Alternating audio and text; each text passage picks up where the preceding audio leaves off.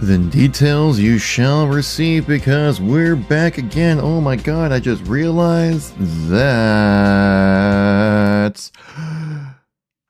Stream... Dude, I've been having nothing but problems this morning. It's been pain. If anyone realized, I was trying to stream at 11 o'clock and then... well, it wasn't working. Basically, what I ended up having to do was switch servers to connect to so I can restream. Restream is like really like nothing but a pain to me. Seriously. But I got it up and running. I had to reconnect servers to like San Diego instead of Seattle, but whatever. Anyways, though. What's up, guys?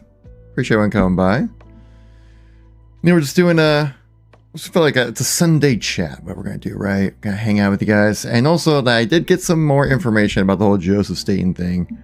Not that, like...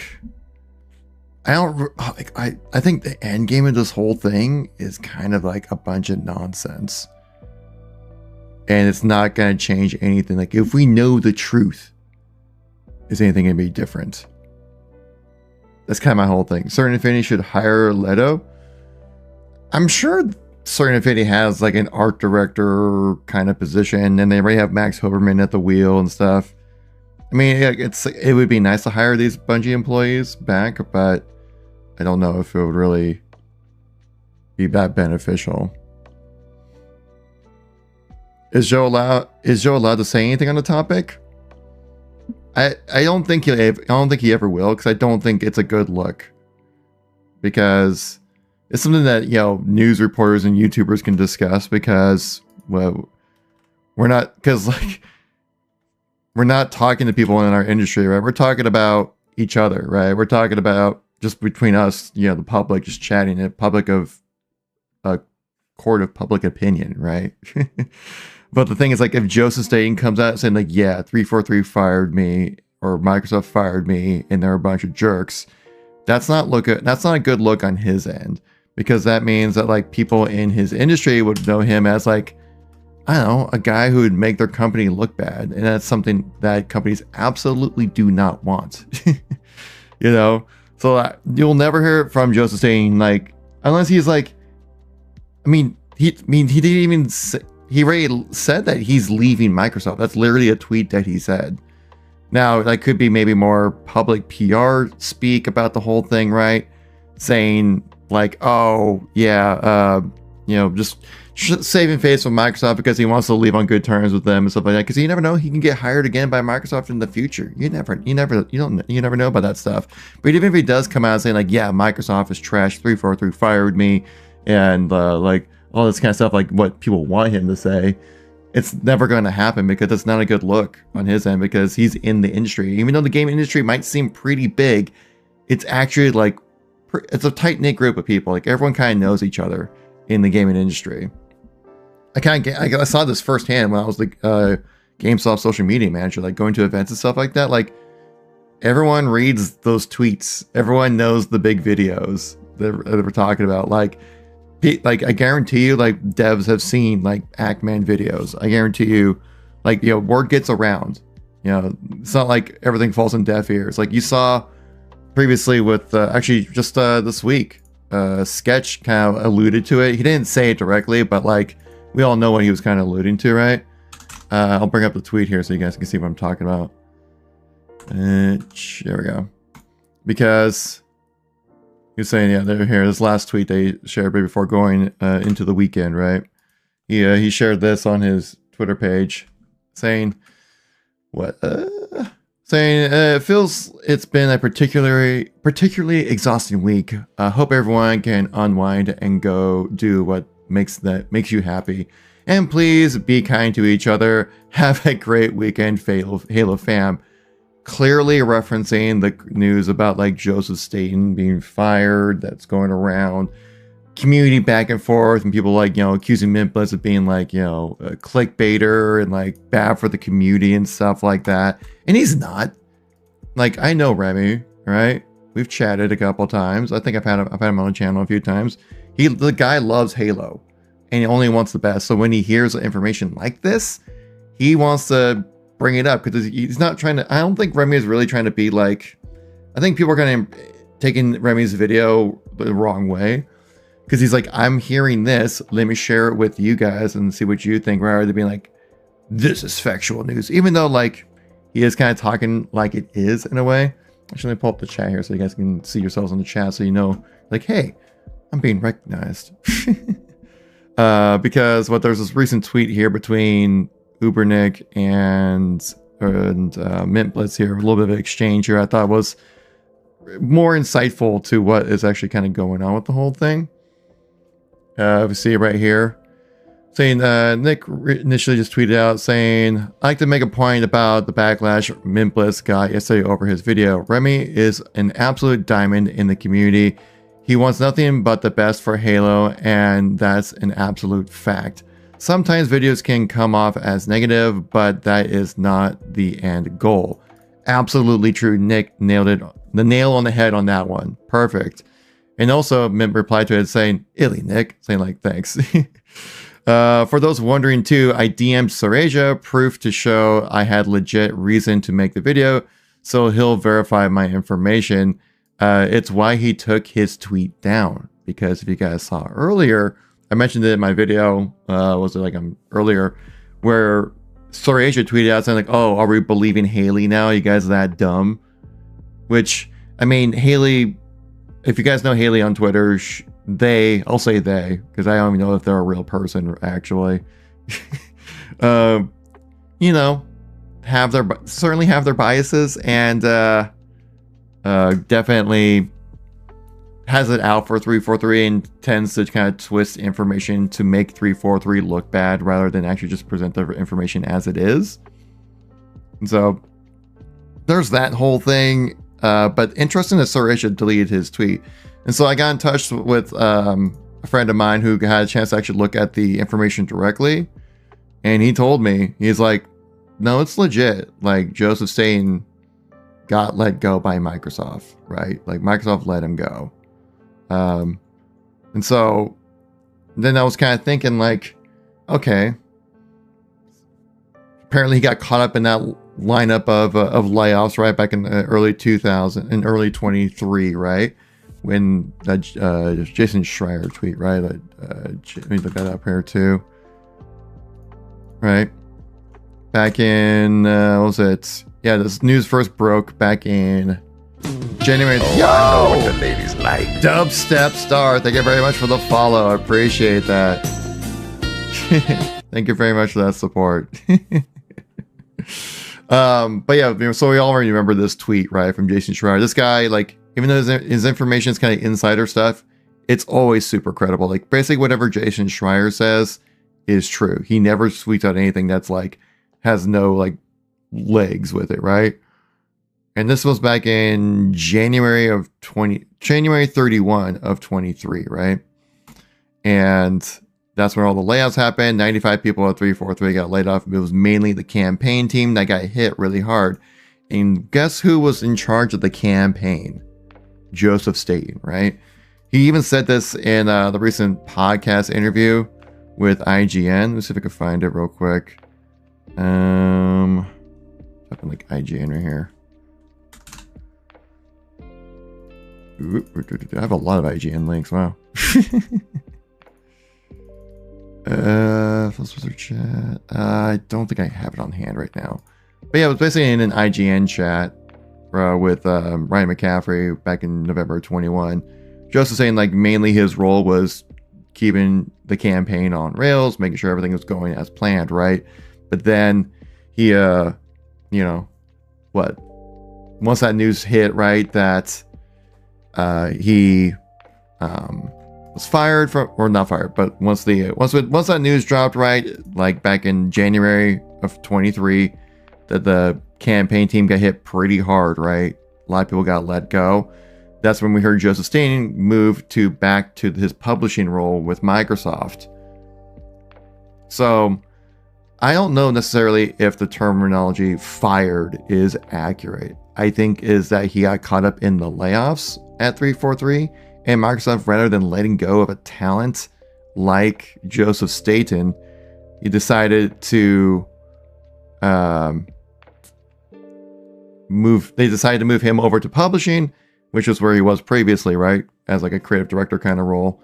And then a couple months later, he moved over to Netflix, right? Because we had this tweet right here, right? Back just, 4 months later in April, saying that he's moving over to Netflix gaming, right? And I think even a tweet before that to see, he probably tweets too much. Let me see if I can find it on my little notepad here thing saying, actually probably back in 23 be under that. I save all my news links in Google Docs. So I have news links going back to 21, guys. Netflix Halo confirmed. Dude, imagine a Netflix Halo. You finally get the movie we all wanted, right? Let's see, Joe Staten. Let's see here. If we find the link real quick. Reaction to the marathon, Netflix. Leaves Microsoft. There we go. I got the link right here. So, like, the news first broke of Joe Staten leaving Microsoft by IGN back in April of 23, April 7th of 23, right? So IGN had to kind of break this news, right? And then Joe Staten came out saying, hey folks, I am indeed leaving Microsoft. I'll have more information to share soon. But for now, I'd like to thank all my Xbox colleagues for all their understanding and support as I embark on a new adventure, right? So, like, he stated like he's still with Microsoft. So I think what really is going on, so like, yeah, Joe Staten did get let go at 343. That's factually what happened right there, right? And then he got a new job over at Netflix. And so I think people are using the terminology fired wrong. I think they're using as he got caught up in the layoffs. Microsoft then moved him back to his publishing position that he was at previously, because he kind of just hops back and forth between a lot of games when he was at Microsoft, and Halo was just happened to be one of those games. Because like, why would he state that like, I'm indeed leaving Microsoft 4 months after being technically fired? Because if you get fired at 343, you're not just fired at 343, you're fired at Microsoft. Like if Microsoft, because Microsoft, or sorry, 343 is just an extension of Microsoft. Like it's not like how it was with Bungie and Microsoft. Like Bungie was its own standalone studio, right? That made Halo, and Microsoft paid Bungie to make Halo. It's a different dynamic. I think some people somehow still can't make that connection somehow, but like there is no disconnect there with 343 and Microsoft. They're one and the same. It's just that you need to have a dedicated team that makes Halo, because Microsoft wants to make Halo games still, and they made a studio called 343 Industries and put people in place to make those games. So there's no cutoff. There's no difference between like it was with Bungie and Microsoft. It's all one and the same. So if you get fired by 343, you're fired by Microsoft, and so that wouldn't make any sense that if he was actually like fired to stay with Microsoft. It just, to me, it doesn't get that just doesn't compute to me, unless there's some weird, unless it's again this is maybe like some hidden agenda behind the scenes kind of stuff going on, where like we always see like a CEO saying like, I stepped down from my position. It's like, no, you got fired, and then because you did some ridiculous stuff, and then you got you decided to step down to make it look like it was your decision to leave when clearly it wasn't. Unless it's something like that, which I highly doubt it is, because I think it's more just like strictly business, right? Because Microsoft was divesting from Halo, right? With all those layoffs happening, it wouldn't make any sense to keep a talent like Joseph Staten on a project that you're divesting from, when previously you had him kind of jumping around between games. So I think, like my previous video, I think still very valid. I think a little bit of context is different now, because like, yeah, he was let go at 343 and moved back to Microsoft, and then he got a new job over at Netflix, right? I think that's kind of the whole deal of what's going on with that, right? I don't think there's really like, because like if you got like being fired means like cutting ties completely, and that's not what happened at all. I think a lot of people are mixing like being moved away from 343 and being fired, and they're like combining that together. I think people are just kind of saying fired to try to make it much more of a salacious title, right? To get eyeballs on the whole thing, rather than, you know, saying like, oh yeah, Joseph Staten was moved back to his Microsoft position. That's not nearly as entertaining, right, as saying he was fired by 343, right? And so it's like, and ultimately, like, again, I kind of want to touch back on like what I was talking about earlier. Like, what's the end goal with this entire story, right? I don't really see like why we so fixated on this. Because if you think of it like this, right? Say he was fired, right? The worst case scenario happened, right? Everything you've heard, all the worst news you've heard is true. It's not going to change anything because all of this happened over a year ago now at this point, right? And I'll say, like, how do I want to phrase this, right? Because I want to make sure I say this phrase it correctly. It's like, it's not going to change anything at all. Like, even if Josephine was like fired from 343, because again, this was over a year ago, and that's like cultural change within the company, right? If like you're going to fire a guy like Joseph Staten and like they don't want to hire Bungie people, which is a whole nother discussion we can go into as well. But it's like, okay, worst case scenario, all of it's true. It's not going to change anything because like this all happened a year ago. It's not like Microsoft is going to change their methods of how they do business because of how we dislike Joseph Staten being let go at Microsoft, right?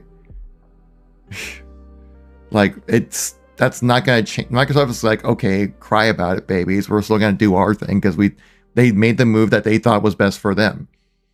Then that's not going to change anything. But like, I think people are kind of like misunderstanding like what really happened, what's going on and stuff like that, rather than, I think that the terminology fired is just wrong. Like, it just doesn't make any sense. So I think like the end game of this whole thing, it's like, it's a big nothing burger. It really is. Honestly, like, what, are you going to be mad at 343 still? Like, yeah. People are going to be mad at 343 or still going to be mad at 343, right? Even if Joseph Staten like left on his own accord, right? And it was like, you know, it's my time to ride off into the sunset doing Halo things. And plus, Joseph Staten saw the writing on the wall too, that like Microsoft is divesting from Halo Infinite. It's not going to be the vision that they had planned before the launch of the game. Why would Joseph Staten kind of like nerf himself and his potential and his career and stick with Halo? I mean, let's be real, guys. Like, Infinite flopped, okay?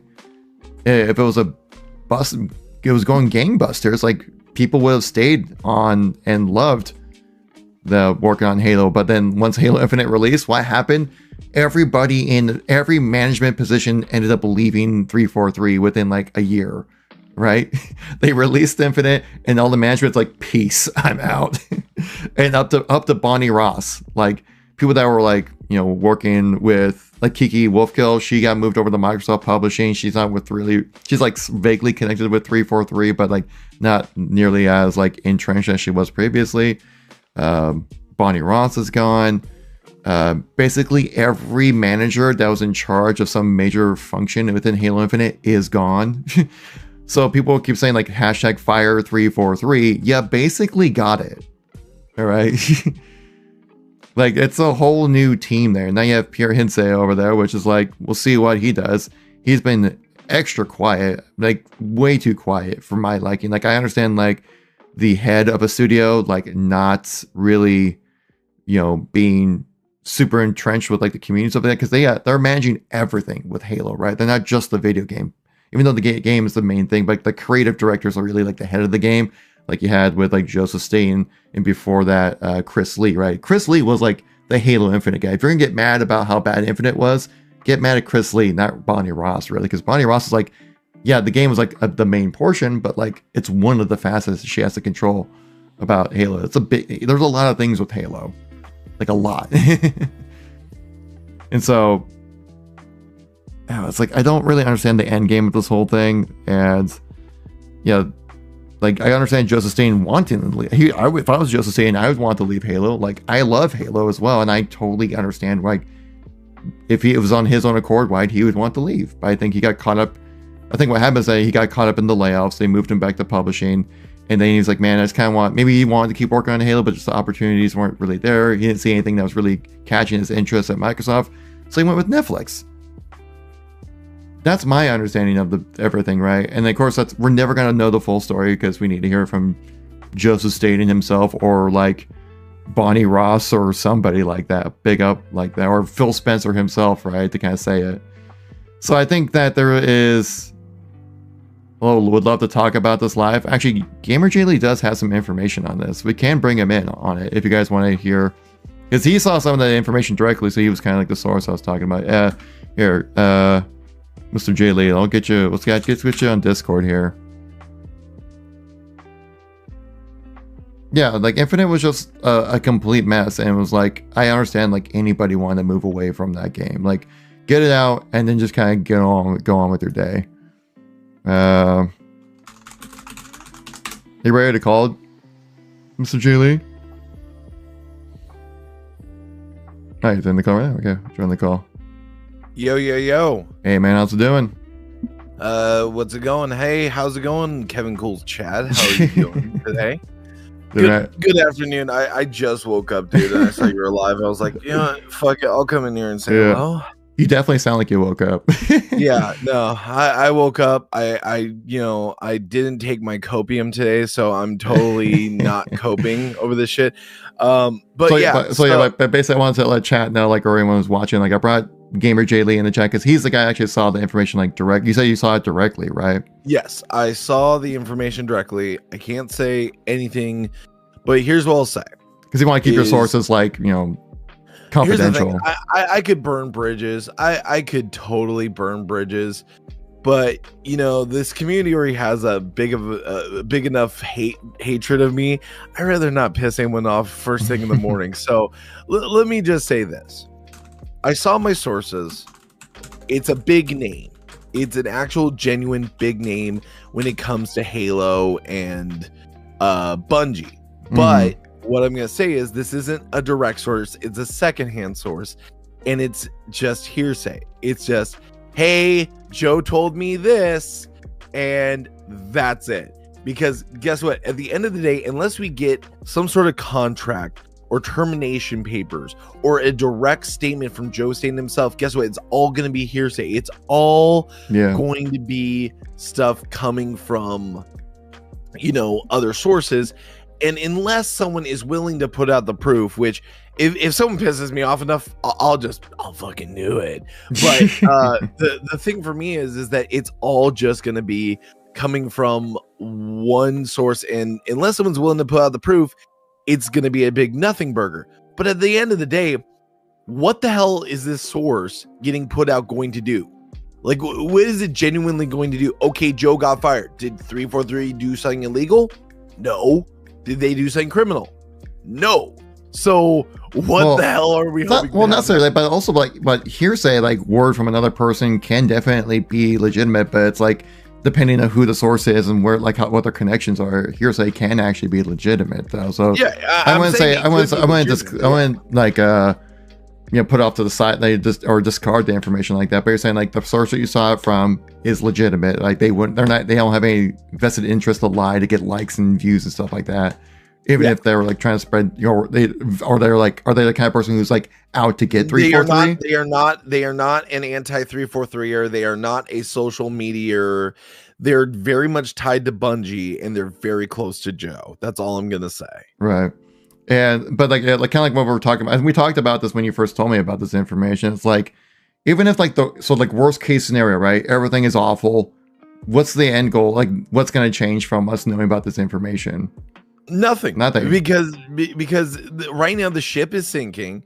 Even if they prove that Joe Staten got fired, it's just going to cause the ship to sink faster. It's not going to bring Joe back. He's like, I got my money. Fuck y'all bitches later. Well, I mean, we all know like Joe loves Halo, right? Because he helped create the whole dang thing. But like with Infinite, right, the writing was on the wall by that time. By with through Microsoft divesting from Infinite, right, cutting out the campaign team, and then soon after that, right, we had like our season 4 and 5, and then we went to operations. But of course, like with things like with Halo, like it's a large ship, right, and it takes a long time to turn. And so like even though we did get like season like 4 and 5, which were fantastic seasons for Infinite, like that was already put in plan by the time Joe left. Like all this stuff is like 6 months in advance. This stuff gets planned out, like what content's going to be there. Basically everything is kind of like, they try to wrap things up right before like it goes live, but like what's going to be in it, what kind of content, how many maps, how many modes, things like that, all set in stone like 6 months in advance. And so like the work was already done basically, or in motion by the time season 4 and 5 came out. So like people might be seeing that disconnect, right, of saying that like, oh, like, but they released Joe, but then like Halo Infinite kept going with seasons. Like that doesn't make any sense to me. Like I said, it's because all that work was already done in advance by the time Joe already left. See, my biggest things with the seasons is, and with Halo Infinite in general, is the fact that when it came to the content they were releasing, the modes they were releasing more in particular, these are modes that should have been there at launch. We can all agree on that. Infection should have been there at launch. All this stuff should have been there at launch. Juggernaut's not even a baked-in, built game mode. It's a fan creation that maybe 1 or 2 343 devs, from what they've admitted, had involvement in. 343 isn't the one continuing to create for Halo. They are relying on the community, and I'm not saying that's a bad thing. We rely on the community. They make the best mods, they make the best content, they make the best maps. But God, what are we paying this company for? Just to continue the services and keep them online? Yeah, it's oh man, it's like I got like right now. I definitely feels like it's just like the community is owning Infinite right now at this point, which is like kind of makes sense. Of like I said, like because like we all know like 343 has moved on from Infinite for the most part, right? Like they're just kind of keeping Infinite alive and just kind of running. And we don't really know when the end date is for Infinite. There is one, we just don't know it yet, but they will never say it until like the week of, right? Because if they say like, hey, we're cutting support in Infinite at the end of June, people are just going to drop off. It's not going to be, and like it's going to be bad news no matter when you say it. So just wait till the end to say it, really, and then when it's actually more applicable to people, to kind of keep people more engaged over time, right? Yeah, but and that's how it's going to stay. But yeah, like, but to kind of round it back over to Joseph saying kind of what we're talking about here, like. Again, like it's not going to change anything if the worst case scenario is true, because like that's Microsoft that made that decision and they thought that was the best move for them at the time. And so like it's not going to make like we all know Justin got fired, right? Horrible decision by Microsoft, right? But they're going to continue on doing their own thing. Like they're a multi-billion, mega billionaire company, shoot, maybe even trillion at this point. I don't know. Like they're not gonna like care that like we're all mad that like our favorite developer got let go from a game that they're not really like they want to keep going, but like are not really that like invested in anymore, right? Like that's nothing's gonna change. They're still gonna rely on contractors for like development because that's just how Microsoft does business. I mean, yeah, like basically people have always screamed like fire 343, but like I said earlier, that basically happened because all of management left as soon as this game dropped. I remember making one of those videos and being extremely blunt about it. And, like what's funny about this community is I care about it, but it's just like some days they're on your side. Some days they think you're, a totally different person. And what's funny is I like for me, it wasn't even that he that Mint got the video out there, and I watched the video on stream, and I called him out on a lot of things with those videos, the 2 videos he came out with, because there's no sources. The only source he ever showed in that video was Late Night Gaming, which my opinions of that. But even in like late nights, like he might have some insider kind of connections, but I don't know his stuff with. I know he's on like a legit like an only source to show, which is I think Remy Like Remy's information was accurate. I think just the way he presented it, right, could have been a little bit. I think the way he conveyed the information didn't come off as legitimate as the information actually is. Right, exactly. It's that he can't show sources because he doesn't want to burn bridges or upset people, and I understand that. I respect that about Remy. The thing that upsets me the most about this whole situation, and I said this in my stream, is that how people treated Remy. They went from, oh, he's, you know, a pillar of our community, he's a diamond of our community, and I have to 100% say Ubernick was right. He's very much a diamond of our community. Absolutely. And I love them Remy. turning him into, oh, he's a Halo hate channel.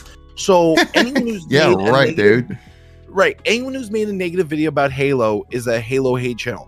Hidden Xperia has made a negative video about Halo. Oh, I've made negative videos. Like everyone has. Yeah. Everyone's been brutally honest at one point or other in their life. But because people read the titles of his videos and they're clickbait, they're good clickbait, they're not misleading clickbait, but they never click on it, guess what? They think he's nothing but a negative channel. Well, hey, go over to my channel. You'll see some real negativity, guys. Come on. I mean, there was you had quite a hot streak there. Yeah. Oh yeah. I've kind of simmered down, you know, in my old age. But even then though, so like think about this though, like if Remy was really that hated on, right? If people really hated Remy's video, man, I'm looking at the like to dislike ratio on it right now. It doesn't. He has 33.3k likes to 711 dislikes. So it's like what? Like a, I don't know, do the math. I don't know, 85% like ratio, 90% like ratio. So like if it really was that bad, right? People would have disliked the video. So I think it's more just like a lot of people, I think a lot of times in the Halo community, we tend to platform a lot of people who are just louder than they need to be. And I think the negativity really comes through quite a bit compared to like what the actual narrative is actually about what's going on. Like if people really disliked Remy's video about the whole thing, they would have disliked the video, right?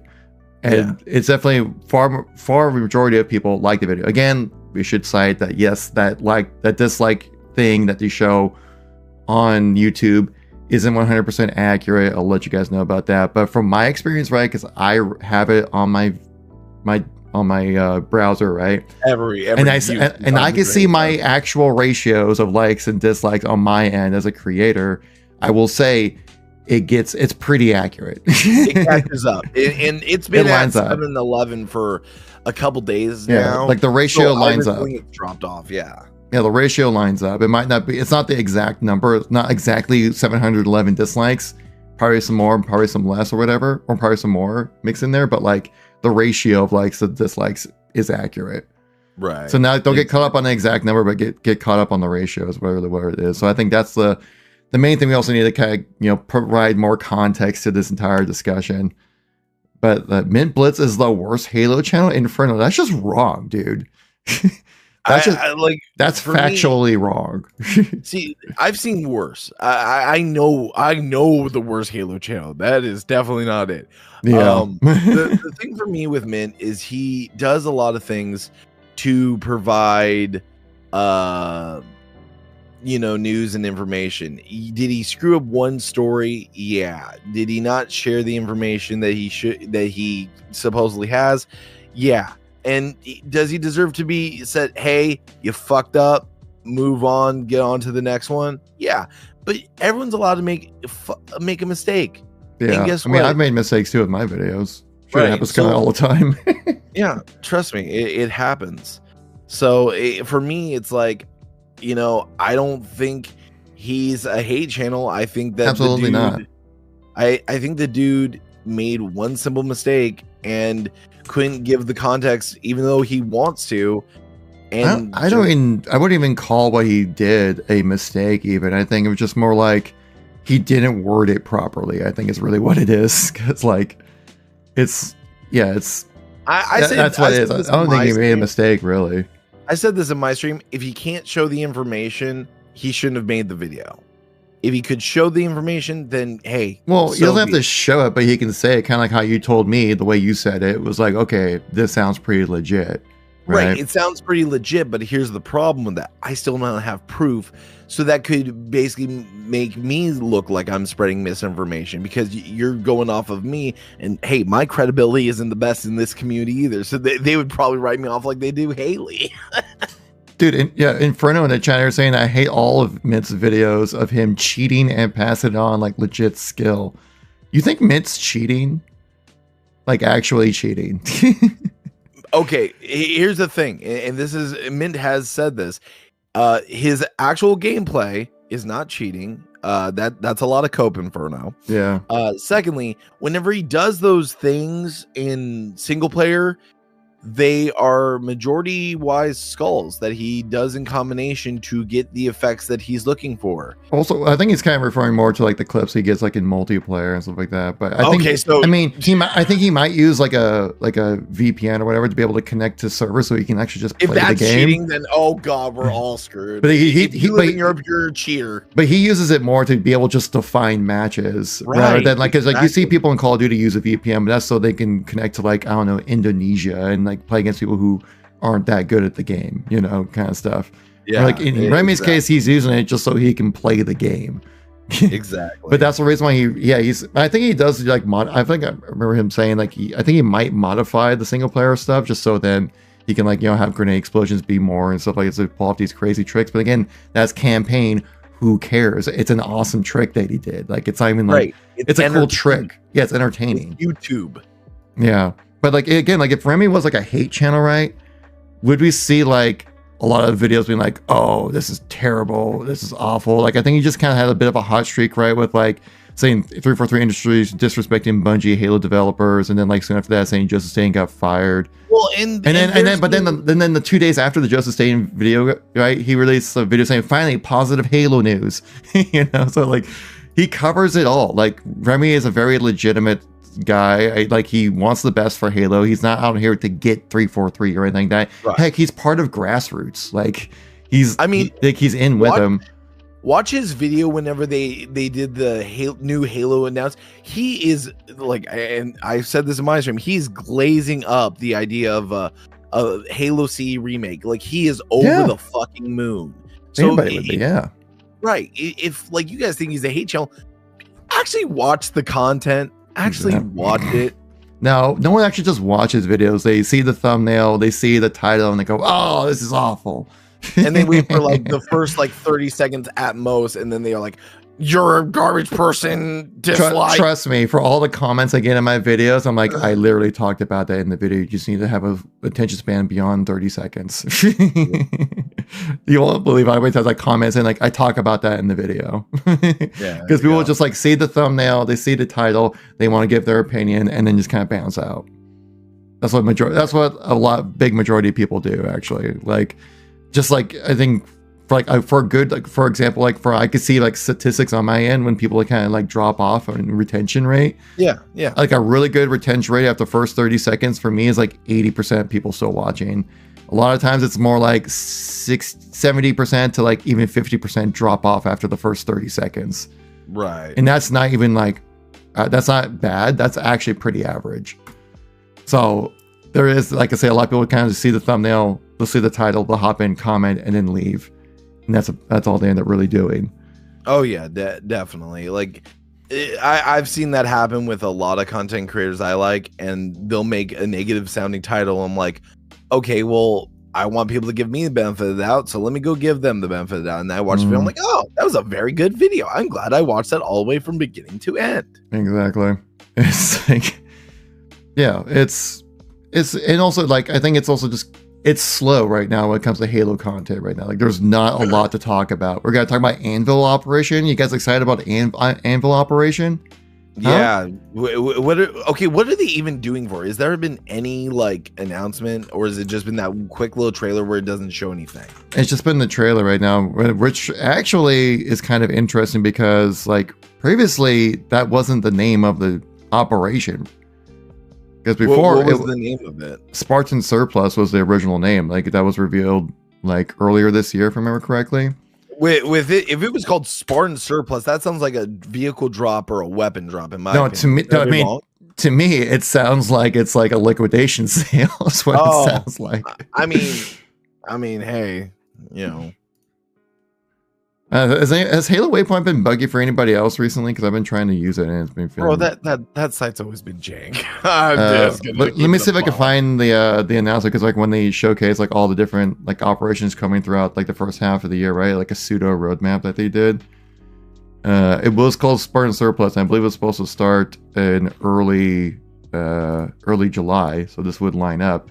And then they just released this trailer like earlier this week, calling it Anvil Operation. Well, they called it Hand in Hand too. Well, because like so like let me get the little lore out here for you guys here. Yeah, for some reason like I keep seeing this like on all the pages on Waypoint, like there's actually all the text is gone. The fuck? Like some update happened with Waypoint where like every news article I click on, like this happens with mobile as well, where I clicked on it, so it's not just like my browser being weird. Like all the text in Waypoint blogs is just gone now, and I don't know if anyone's noticed this, because it's been like this since like the Anvil Operation announcement. By the way, I just went to the Anvil Operation YouTube video. The dislikes are getting heavier on that. Oh yeah, it got disliked pretty hard. Yeah, I forgot to talk about that. Yeah, like because it's nothing. Yeah, well, I mean, it's just it's a teaser, right? It's not supposed to like really give you all the information. Yeah, the trailer is absolutely nothing. And again, this comes out this week, I believe. July 2nd. Yeah, it comes out this week. July 2nd, yeah. There hasn't been any information, and we're like 2 days away. Yeah, and I mean, again, it's an operation. You know what's gonna happen, right? But like you can see the likes are 1.4k likes to 2.7k dislikes. Again, don't get caught up in the numbers, get caught up on the ratio of that. That ratio is accurate. People are not happy with this. Saying 343 doesn't understand Halo. Bloods serving up literal nothing burgers. The wallet in hand update. I mean, there you go. I like that comment. I want to like that one. I know that this was again the Operation Pass was already leaked by Bathrobe Spartan. Let's see if we can find it right here. But like the armor set does look kind of sick, though. I'll give it I'll say that much. Like, all right, let me look at it. It looks like Shredder armor. Is what it looks like. So okay. It literally looks like Shredder from Teenage Mutant Ninja Turtles armor set. Like it's like one and the same. Right. And it looks it's pretty sick looking. Like that's pretty awesome. But by the again, way, can anyone afford that armor coating from the first thing yet? The exchange? Has anyone been able to buy that fucking thing? I definitely haven't been able to, because I remember I worked out the math when that first came out. And I remember like if you completed the entire Operation Pass, completed every daily quest, and completed all your weekly challenges, it would still take you like 2 months of grinding, consistent grind, playing every day and getting all your challenges and everything completed. It would take like 2 months to earn enough Spartan points for that. Yeah. And I like how that information was brought up. I was kind of like I feel like I kind of made the charge for that, saying like, hey, these prices are kind of not fair, and they just said like, oh, we're gonna monitor that, and which was a way of saying like, it's not changing, guys, come on. Yeah. Again, like I think it was also kind of one of those things that was meant to be kind of like a carrot at the end of the stick kind of thing to kind of keep people coming back over the course of the month. So I don't think it was supposed to be something that you can earn within one operation. Been nice if it was a better coating or something that actually didn't look like dog water. But the thing is, like, it was just like kind of an average looking coating. Like it was a little flashier because the colors were bright, but like that's really about it. And so it's like nothing really worth spending like your life playing Halo to grind out for. Right, exactly. I think that's kind of the main thing. If it was like that gold coating, right, that came out, like everyone bought for like $20 or whatever, like I did, then people would grind for that, right? That's like a good carrot at the end of the stick. But it's not, it's kind of like an average looking coating. Yeah. No, like again, it's one of those things where I see the writing on the walls, and I've said this, and I know people like don't like this opinion, but in wrestling there's a phrase called, how can I miss you if you don't go away?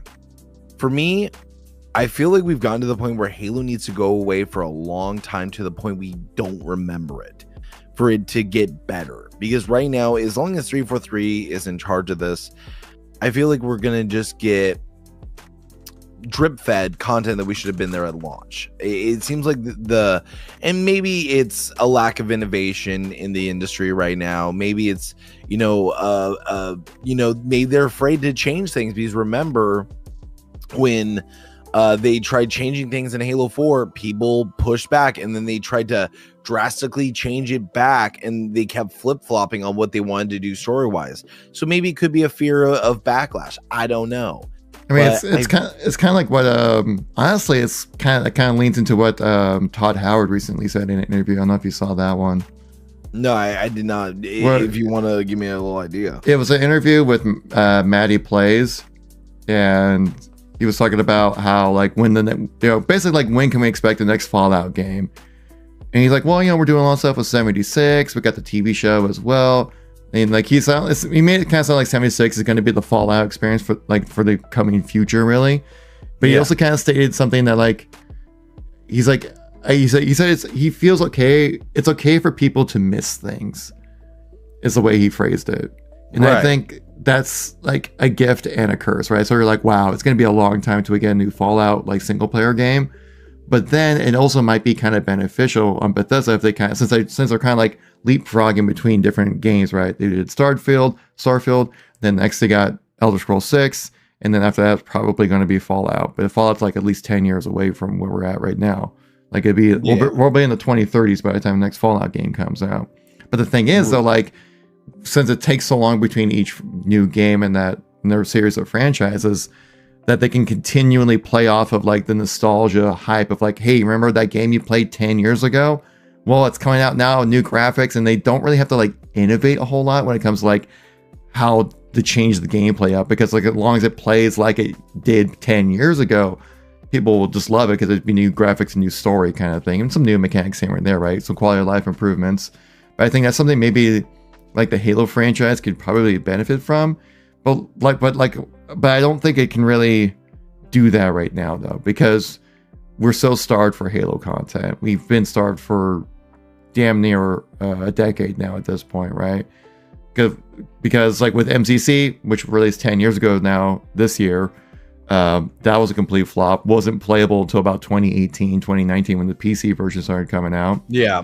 Halo 5, people were just like starved for content, even though, because like it was such a minimal release again, or when they first did like a minimal release, so it released up over time, and it was an unsustainable strategy according to developers that worked on it. They're like, no, that model that they did for like the pseudo live service back in 2015 just wasn't sustainable for them.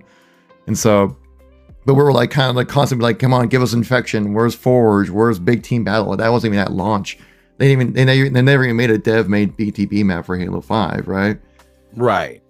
And then what? And then 6 years after Halo 5, we get Halo Infinite, and rights a lot of wrongs, but then like the engine was just so difficult to work in that they couldn't keep up with the live service that they wanted to do. Right? There's so many problems with that game, like mechanically, that like it was just a nightmare to develop in.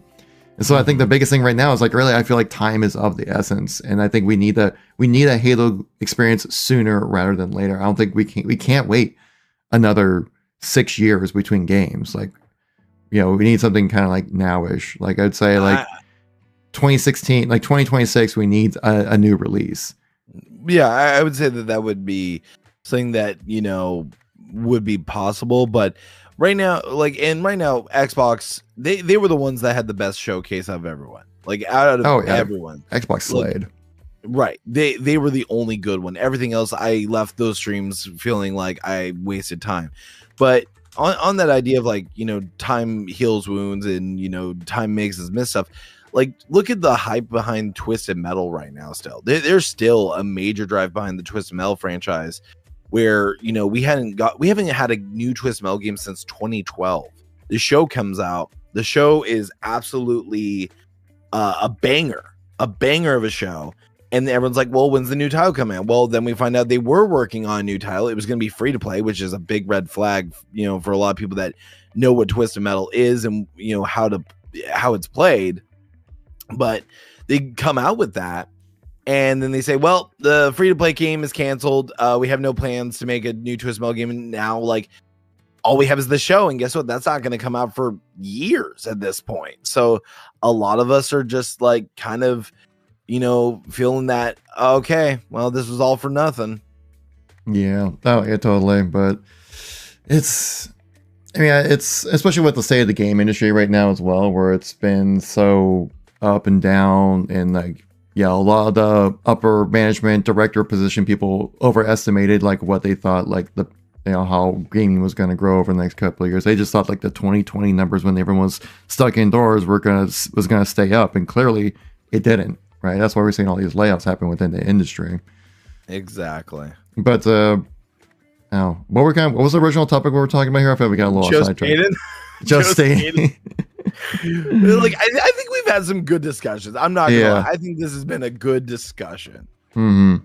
And hopefully the chat's been very interactive with this, and giving their own opinions, which I may not agree with everyone, but hey, I respect that you guys are putting it out there. Mm-hmm. No, I appreciate you guys. I might not be able to reply to everybody, but I see you guys in the chat, chatted up and giving your thoughts in, because it helps give us some good counterpoints that we might not think about as well while we're live. Exactly. All right. Well, hey, I'll let you go and continue your show. I got some stuff I gotta take care of. It was great talking to you, but I will catch you all later. Okay. All right. Thanks, Gamer Julie. Appreciate coming by, man. No problem. Peace. Peace. So yeah, that's the source in on that whole thing. So I think he kind of echoes what I'm saying too, like where it sounds like, yeah, the information sounds pretty legit, but like what's kind of like the end game with this whole thing? Like ultimately, I think also it kind of lines up with being a bit of a nothing burger, where like I think people are just bored right now in the Halo community, and they find anything that sounds somewhat interesting, they just jump all over it, and we're just kind of eating our own tail kind of thing. Sprint or no sprint in Unreal 5, resolve this now. Save us, Lord Kevin.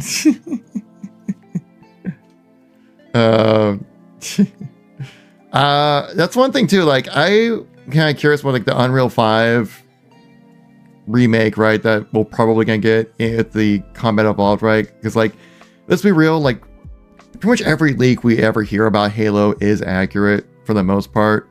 I feel like with the recent Joseph Staten news, it's a little misunderstanding of the situation and running with it rather than what it actually is, right? But I want to point to what Marcus Leto's mentioned about this Combat Evolved Anniversary 2.0 remake, right? Because I think what he stated, which was rather broad, but I think it really fits with what I would like to see in a Combat Evolved remake. Because personally, I wouldn't want to see like a one-to-one recreation with it. I want to see something new with it. Maybe because I'm just like a jaded Halo kid and I just want to see some new stuff with Halo rather than rely so much on nostalgia. Even though nostalgia is pretty much an easy W, and that's why they want to make a CE remake. But this right here, I think, really echoes what I want to see. Whereas Marcus Leto, the guy who was like the art director, right? Co-founder of Halo, right? Co-creator. Saying, what if, because it was replying to Ryan McCaffrey saying a remaster of CE seems wild to me. I just don't get why they would do this kind of thing. 25-year-old game, they already had previously, but released on PlayStation, yada, yada, yada, all that kind of stuff. But what Marcus Leto said about it, I think is really interesting, saying, it's like, what if cut missions, weapons, characters, and storyline elements were reintegrated along with more contemporary core mechanics that improve gameplay while remaining faithful to the original? Yes, that's exactly that right there is exactly what I want right there. I think I might even reply to this and yes, exactly exactly this. That's what I want, And then McCaffrey replied saying, "You're hired unless you've already been." But of course, obviously 343 doesn't want to hire Bungie people, even though they literally brought on Joseph Staten back during Infinite's development. But whatever. Actions speak louder than words. But that kind of makes you think, like, how would you improve the Halo Combat Evolved. Like we had SPV3, right? They kind of did a little bit of this. They kind of like took C and just kind of expanded on it. Let me do SPV3 trailer so you can kind of see trailer to kind of show you guys what we're talking about here. Where like SPV3 was a really interesting mod where they kind of took like cut content, added it to the game, created some new areas and things like that, and kind of like it was kind of like a almost like a pseudo like a creative remaster in a way. Which I actually had a lot of fun playing SPV3. It was really cool, and they took a lot of weapons that were cut from Combat Evolved, made them functional, you know, created new spaces, some new storylines here and there, and like some really great stuff actually. And absolutely loved playing this. And I think this is something that like they went a little more wild that I would like to see for a a CE remake, obviously, but they kind of went off and did their own thing, made the kind of like their own game almost in a way with this, and it was a really cool package. And so I think something like to take, little bits and pieces from, right? Grab some cut weapons, some cut missions, things like cut enemies and things like that as well. I mean, we could even see like the Juggernaut, which was cut content back in Halo 2, which was conceptualized back in Combat Evolved, put into like the Flood Juggernaut is what I'm saying, put that into Halo CE, which would be really freaking cool, right? I think there's a lot that they could go and expand upon while also maintaining this faithfulness to it. I would also like to see maybe, but the thing is like, again, the big question is like, are we gonna get sprint in the game? I think honestly, if you did like maybe a Halo Reach style sprint, right, where it's like an armor ability or something like that you can bring into it, where it's like temporary sprint or something where you get exhausted, just like so you can just check the box but not really change the gameplay a whole lot, right? Because like ultimately you're playing the campaign, and so you don't need to worry too much about like the sprint make the game unbalanced, right? Like you don't have to worry about that. I think maybe like having like a temporary exhausted sprint meter or something like that would work with Combat Evolved. Of course, then like you'd be like adding sprint into Halo C, people would lose their freaking minds. But I think like maybe add clamber as well as a mechanic, because like pretty much every game now, every FPS game out there has clamber. So let's see. Let me tell you Halo C anniversary. What should we do?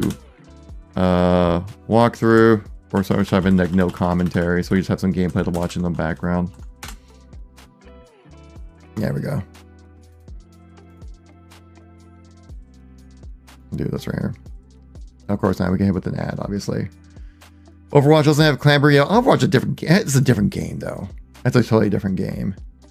But like, I don't know, like it could. You could also get away without having sprint. I just feel like it would really date the game without sprint in the game. But then having like full on sprint like you have in Halo Infinite, I think would break the gameplay a lot. Because you can't really change. You don't want to change like how the characters interact with the enemies, right? Like you want the enemy combatants to feel the same rank as Combat Evolved, because it still holds up to this day. That's how good CE's gameplay was. And you can't really change that. If you have sprint, you probably just run circles around people. You don't want that happening.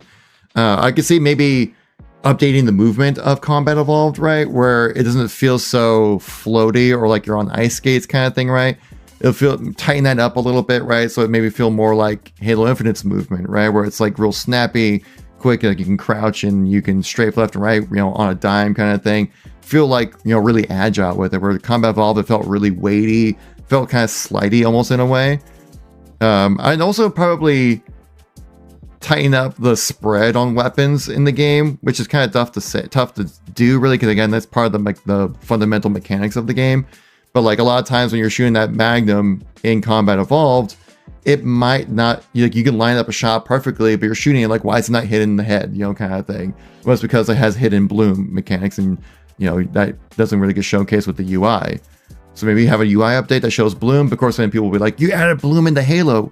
But then there was always bloom in Combat Evolved. It just wasn't showcased within the UI, so people didn't realize it really. So I think tighten up the spread on weapons, tighten that movement a bit more, add some cut weapons, add some cut missions.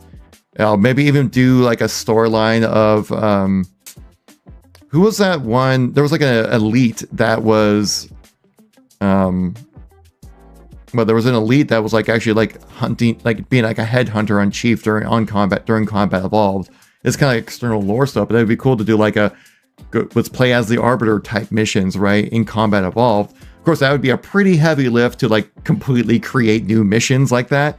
But if they find a way to kind of like, you know, grab some old content that maybe stuff like that was already kind of like half baked or something, they can bring it and put it into the game as well to kind of expand on it. So like you have some new weapons, maybe some new missions that were like half baked. You could probably put in some cut content, things like that.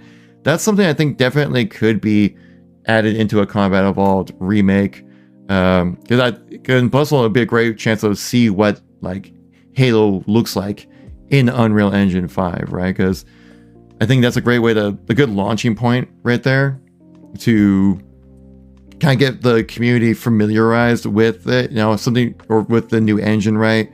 And get themselves familiar with like, okay, some things might feel a little different in Unreal compared to Blam, right? That's mainly probably gonna be physics more than anything else.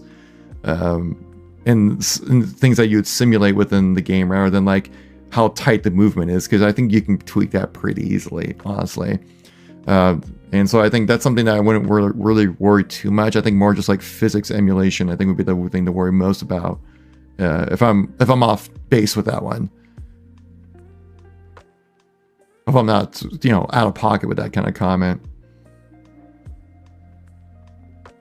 So I played Overwatch last night for the first time. It doesn't have sprint or clamber. Yeah, but it's also like the maps are designed to be like a lane, right? And you have like this tug of war kind of thing, right? That's totally different than what Halo is. Halo's always been like a game that's kind of been up there with like Call of Duty in like shooter mechanics. It's supposed to be kind of like, if you liked Call of Duty, but you want it to be like in a sci-fi setting where you shoot aliens, you play Halo. It's like the competitor right there.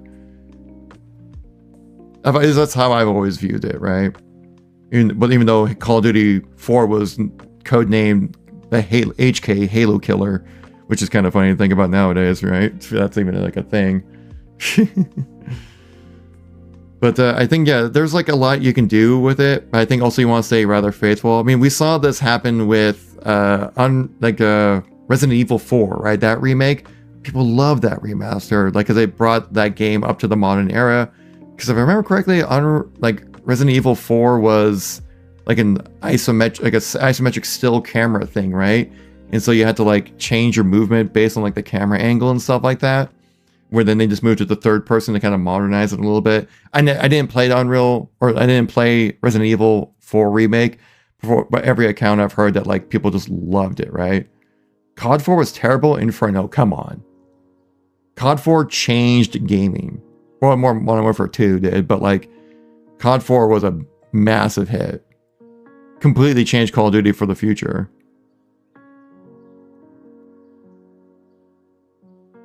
COD is a corridor shooter. Halo is an arena shooter. I don't know if really corridor is really the way to phrase it. I mean, honestly, it kind of is like an arena. I always view arena as in players on a map. They're in a confined space, like typically 4v4, 6v6 or something like that. And you play against each other. That's kind of how I always view it. I mean, arena, people kind of assume more with like weapon pickups and things like that, which COD 4 did have a weapon pickup like Halo-like mode as well. A lot of people forget about that one. Yeah, they have lanes to shoot through, yeah, like 3-lane maps, but also Halo has 3-lane maps now as well. Halo has more open spaces. Maybe for like the campaign, yeah. Like this mission in particular, this one, like perfect example of like pseudo open world, giving players choice of how do you want to go through doing missions. Like a mission like this was incredible back in combat evolved, back in the day. Like no one really experienced shooters like this kind of mission back in 2001. That's what made CE so great. Way more like Unreal Tournament than COD. Yeah, definitely. Oh yeah, I should say that. Like, but I think like what the difference really is like how you shoot and like loadouts compared to weapon pickups. There's a lot of shared DNA between COD and Halo, in my opinion. I thought people hate what? No, people loved Unreal, or not, I keep saying Unreal. People loved Resident Evil Remake. Like it was nominated for Game of the Year, if I remember correctly. Let me look this up real quick because I'm pretty sure it was.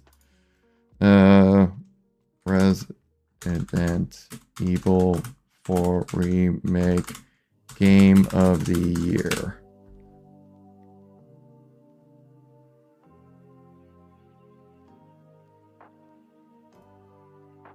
Let's see what this says right here.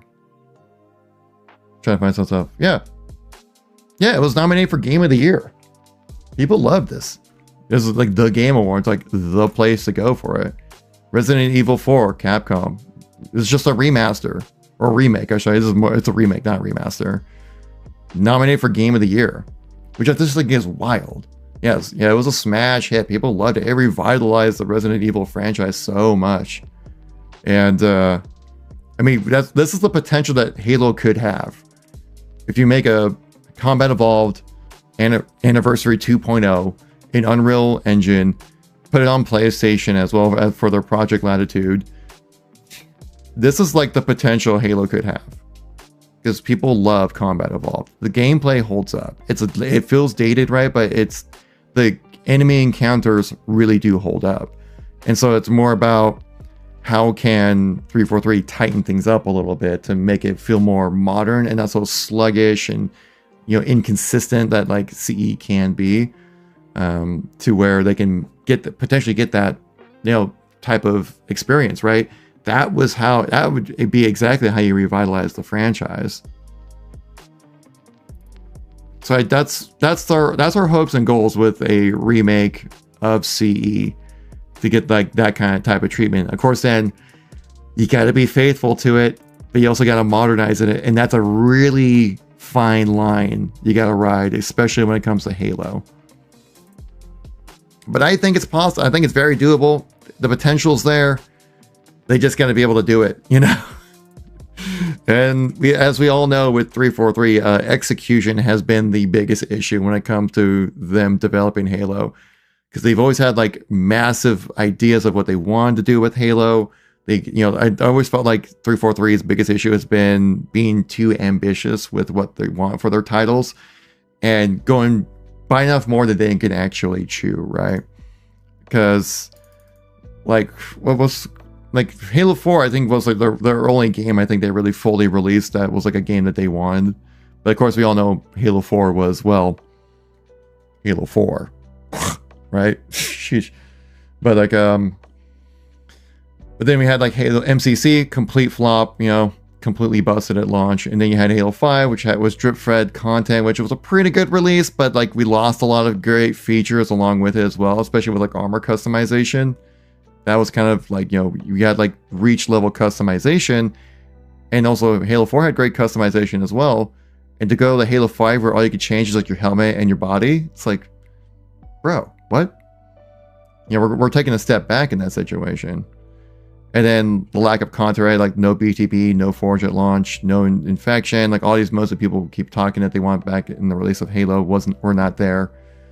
And then you get Infinite, and another kind of drip fed bit of content that's like, you know, again, like especially with Infinite, they bit off way more than they could actually chew with that game, because completely reworking the multiplayer, completely reworking what we thought of what campaign can be in Infinite with like an open world style campaign, which honestly, I thought the campaign turned out pretty fun. I really enjoyed it. But it never was a game where I felt like I really wanted to go back and play.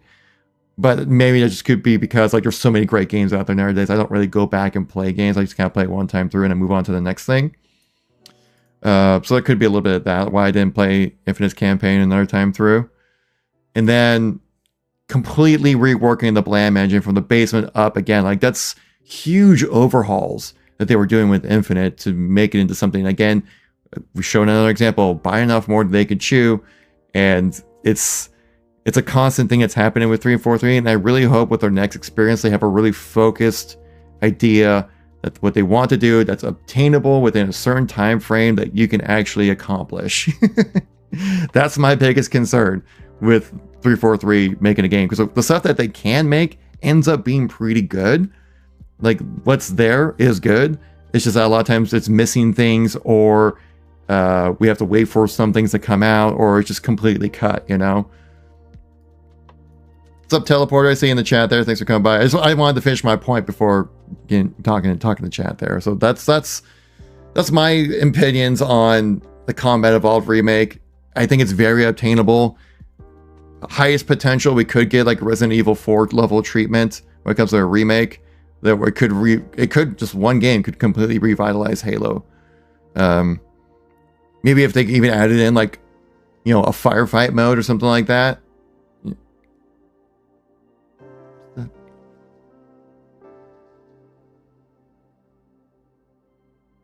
What's that buzzing noise? Hang on, there's like a really loud bassy buzz noise that's going on outside. Hang on.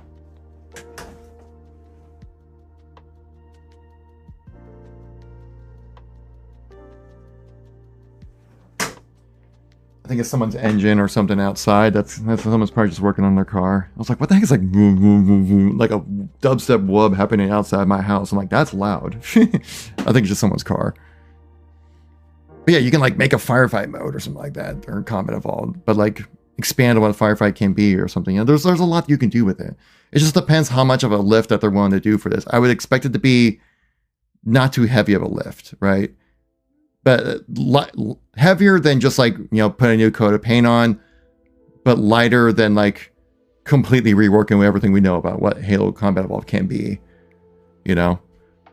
I think it's somewhere in between there is where I think we'll get like this, and I will absolutely buy it and I will absolutely play it. And you never know, if this does really well, we could get another remake, Halo 2, then Halo 3, because it's been long enough, right? Halo 4 is my sweetheart. Being the first Halo, I vividly remember the hype for it. Bought it at midnight release. Love the narrative as well. As much as the gameplay wasn't true Halo, it was silly fun. I guess that was one thing true with it. Like it definitely did a good job in silly fun. Like that's where Husky Raid came from, right? Community matches within Halo 4 is where Husky Raid came from, if I remember correctly. Or it might have been Halo 3 or Reach. Actually, I think it was a Reach thing, Husky Raid, right? But I remember it getting popular in Halo 4.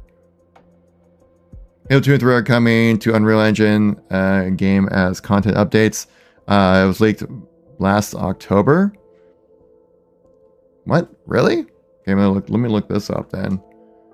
Halo UE5 2025, 26, 27.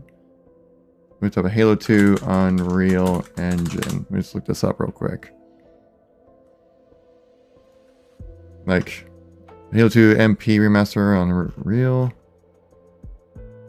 Where'd you hear this information from, Bob? Feel free to share a link in the chat if you can find it.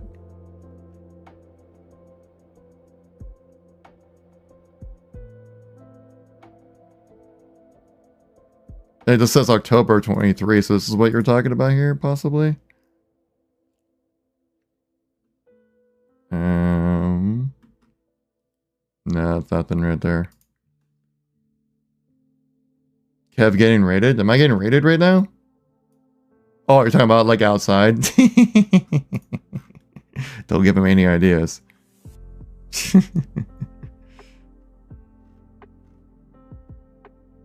Check your IG messages. IG messages? Dude, who messages on IG? But I gotta mention, there's this really funny thing I saw with, I think it was T-Pain showed his like Instagram messages. And he had like so many famous people like hit him up, like wanting to collaborate. He's like, dude, what the heck? Like, he's like, I think it was like Cardi B or something like hit him up, or like somebody else like that level of popularity, like hit him up on IG messages about like wanting to collaborate. And he's like, I just did not know I had messages on here. He's like, what? Let's see here. It's under general. Requests? It's under requests? I don't have any requests. Are you sure you messaged Kevin Kulex on Instagram?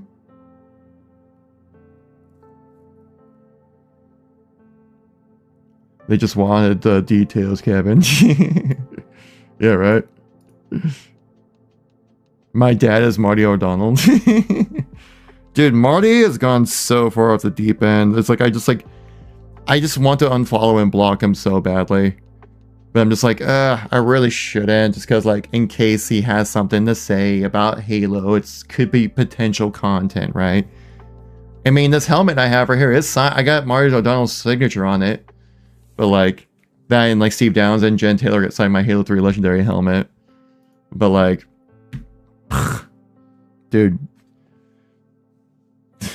Mario O'Donnell just needs to shut up sometimes, you know? Seriously.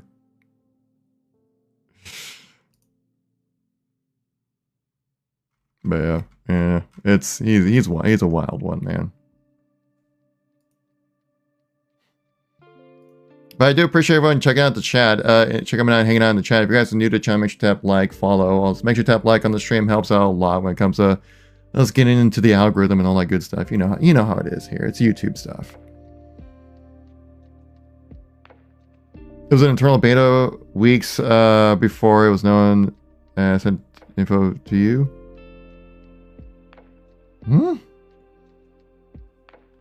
Is that a D2 Ghost in the background? Oh yeah, definitely is. I got that PAX West a few years ago. I think it was like 2019, I think it was, or something like that. They had a bunch of like pretty cool like Destiny like, man, what's the material that's like kind of like a softy kind of material, but it's hard at the same time. I don't know what to call it, but they had like a bunch of like weapons and stuff like that, and I was like, oh my god, I wanted to buy that Thorn so badly. What happened with Marty? He's just becoming like a super right-wing weirdo. And that's really about it.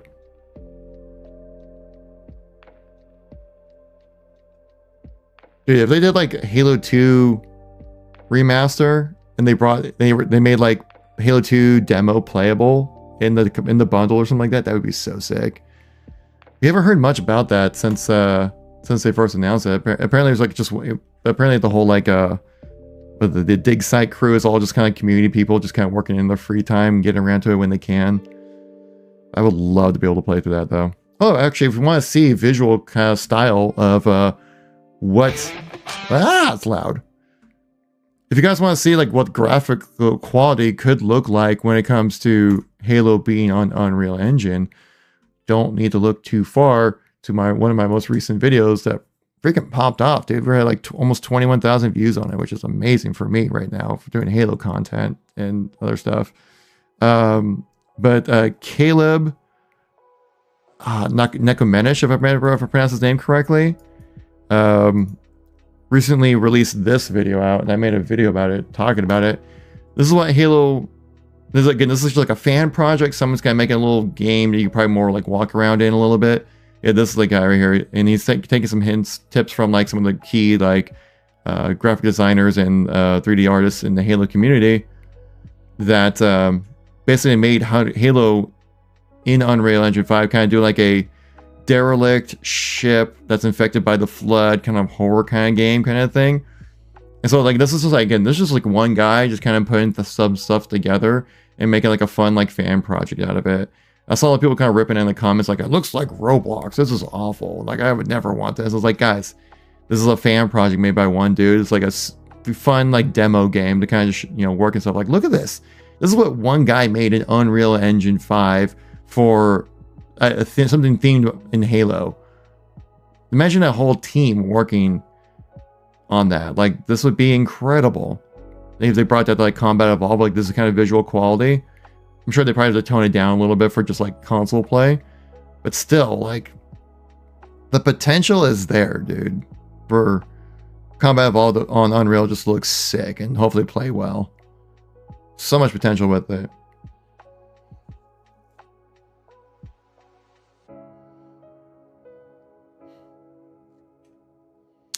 What did I say here? Let me say, well, someone said something. Nathan, to kind of catch up a little bit, I'm planning to cut that out into a video. I'll probably release it tomorrow or something like that, or Monday.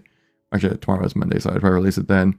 To kind of going over, to cut the stream up into like a video to kind of talk about the information, kind of solidifying, like, yeah, Josephine did get let go by 343.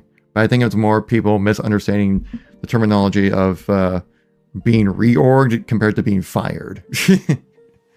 But apparently, yeah, we have some semi-credible sources, or actually very credible sources talking about this. So it's like it's proportion what we're hearing is true, but I think a lot of people are being more salacious than it really is, and I think it's ultimately it's a big nothing burger. But again, like I'll have a video releasing tomorrow going over all the stuff that we talked about today, because it's a lot. It might be like a 30-minute long video, but it'd be worth listening to.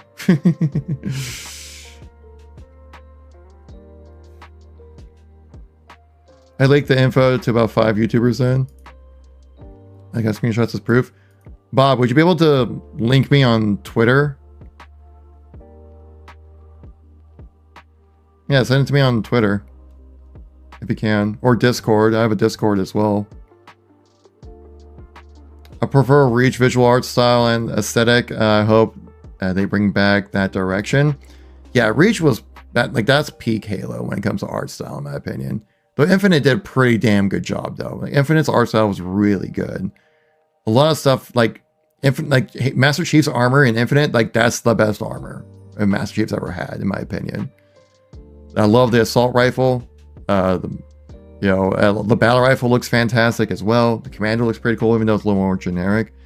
But like, there's some really good art design and weapon models and stuff, and just like overall Halo feel within Infinite. Like they nailed it. There's so many parts of Infinite they nailed, and so many parts they just like dropped the ball on, man. It hurts. Infinite will forever be like the game that should have been. You know, so many players were promised the sky, but then just kind of didn't get that at all.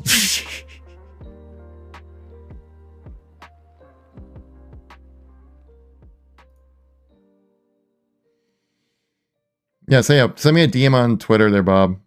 That would be the easiest way to do that. That or Discord. But I mean, yeah, if they're looking at the remake, it's kind of like if you're looking at the remake CE, then you're probably going to go on to remake 2 and also remake 3. That's easy money, easy W's, playing on nostalgia once again. And I just hope that while they're banking on nostalgia, that 343 can also make something that's new and exciting. But again, that kind of just comes up to whatever they decide people want. Honestly, I'd be totally fine with just like a multiplayer game mode that's like really big and cool, like Global Battle being remade in Halo or something like that. And that's like the Halo mode that people play or something.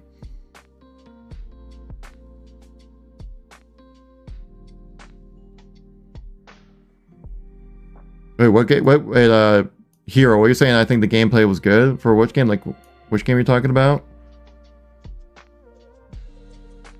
Halo Wars art style is more Halo than any 343's games. I miss Ensemble.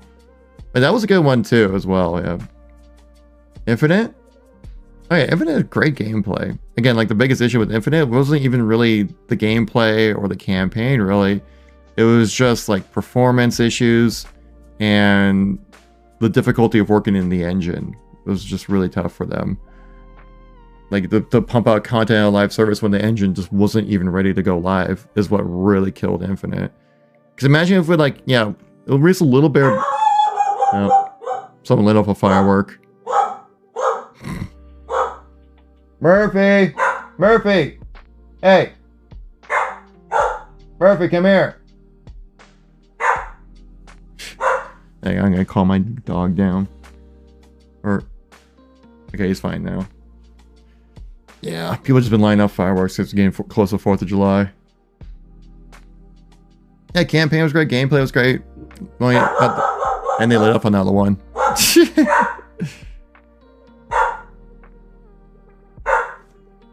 He's like, there's loud sounds, I'm scared. Sorry about that, guys. I hope the same. That's also my big concern with the next Halo experience, right? Like if they make a new Halo game that releases like in 2025 or 26 or whatever, right? Like it can't play like Halo Infinite though, because if it does, if it looks like Halo Infinite and plays like Halo Infinite, people are just gonna be like, why don't you just update Infinite then, right? Even though on the back end, they're doing a new engine, they got new systems like that, new management that like on the back end of developing Halo, it'd be a completely new experience. But if they release like the gameplay basically being Halo Infinite, people will get mad. And it's like, why don't you just update Infinite then? So my biggest fear with the next Halo experience is that they'll have to find a way to justify its existence by changing the gameplay in some kind of way, which then would make it maybe not as fun as Infinite's gameplay. That's my biggest concern with the next Halo experience. It gives front on the consumer side of things, if they just like make it play like Halo Infinite, but like it's a new game, people were like, but the promise was 10 years with Infinite and now you're breaking our promise, you know, kind of thing. So they need to find a way to kind of make it different in some kind of capacity, you know. That's the big thing about it. And then that's my biggest concern, is that like what are they gonna do to make it play like Infinite, because people love the gameplay of Infinite, but then not have it be exactly Halo Infinite, you know?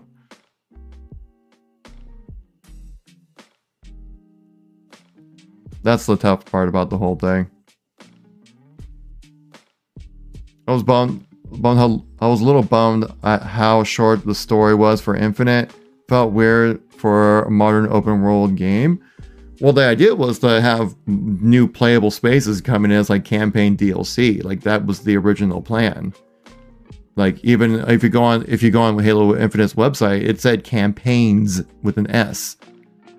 You know, so there was planned to be more stuff coming. Like it could be like, oh, a new island was found and it's a snowy environment or something, you know. And like, oh, it's or this new island is infected by the flood, you know. They set themselves so well with that kind of style with Infinite, but then, you know, Infinite's always going to be the game that should, you know, it's going to be like, people are going to be like, man, we had so much potential and it was wasted. Like that's what Infinite's storyline is going to be.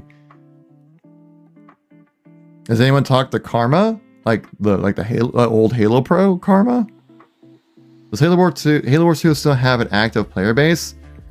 I mean, people are always going to be playing it if it's online, but it's small. It's very small. If you think Infinite's player base is small, which you mean Halo Wars 2 is like basically non-existent. We won't really know, right? But yeah, there's enough people worried, because since Halo Wars 2 is like what, max amount of like 4 players in a game or something like that, you can find people to play with. Because you don't need like big lobbies, and like maybe ping isn't that big of an issue on those type of games, so like you can find matches. With a game like Halo, right, you need to find 8 people that have within your region that are in good ping, that are in the same kind of skill level as you. That's where, like, you know, things get kind of tough to find matches, even though the player base is much larger than Halo Wars 2.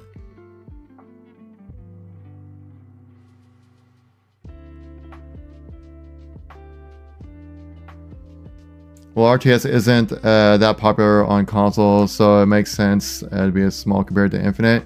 That's also pretty true as well.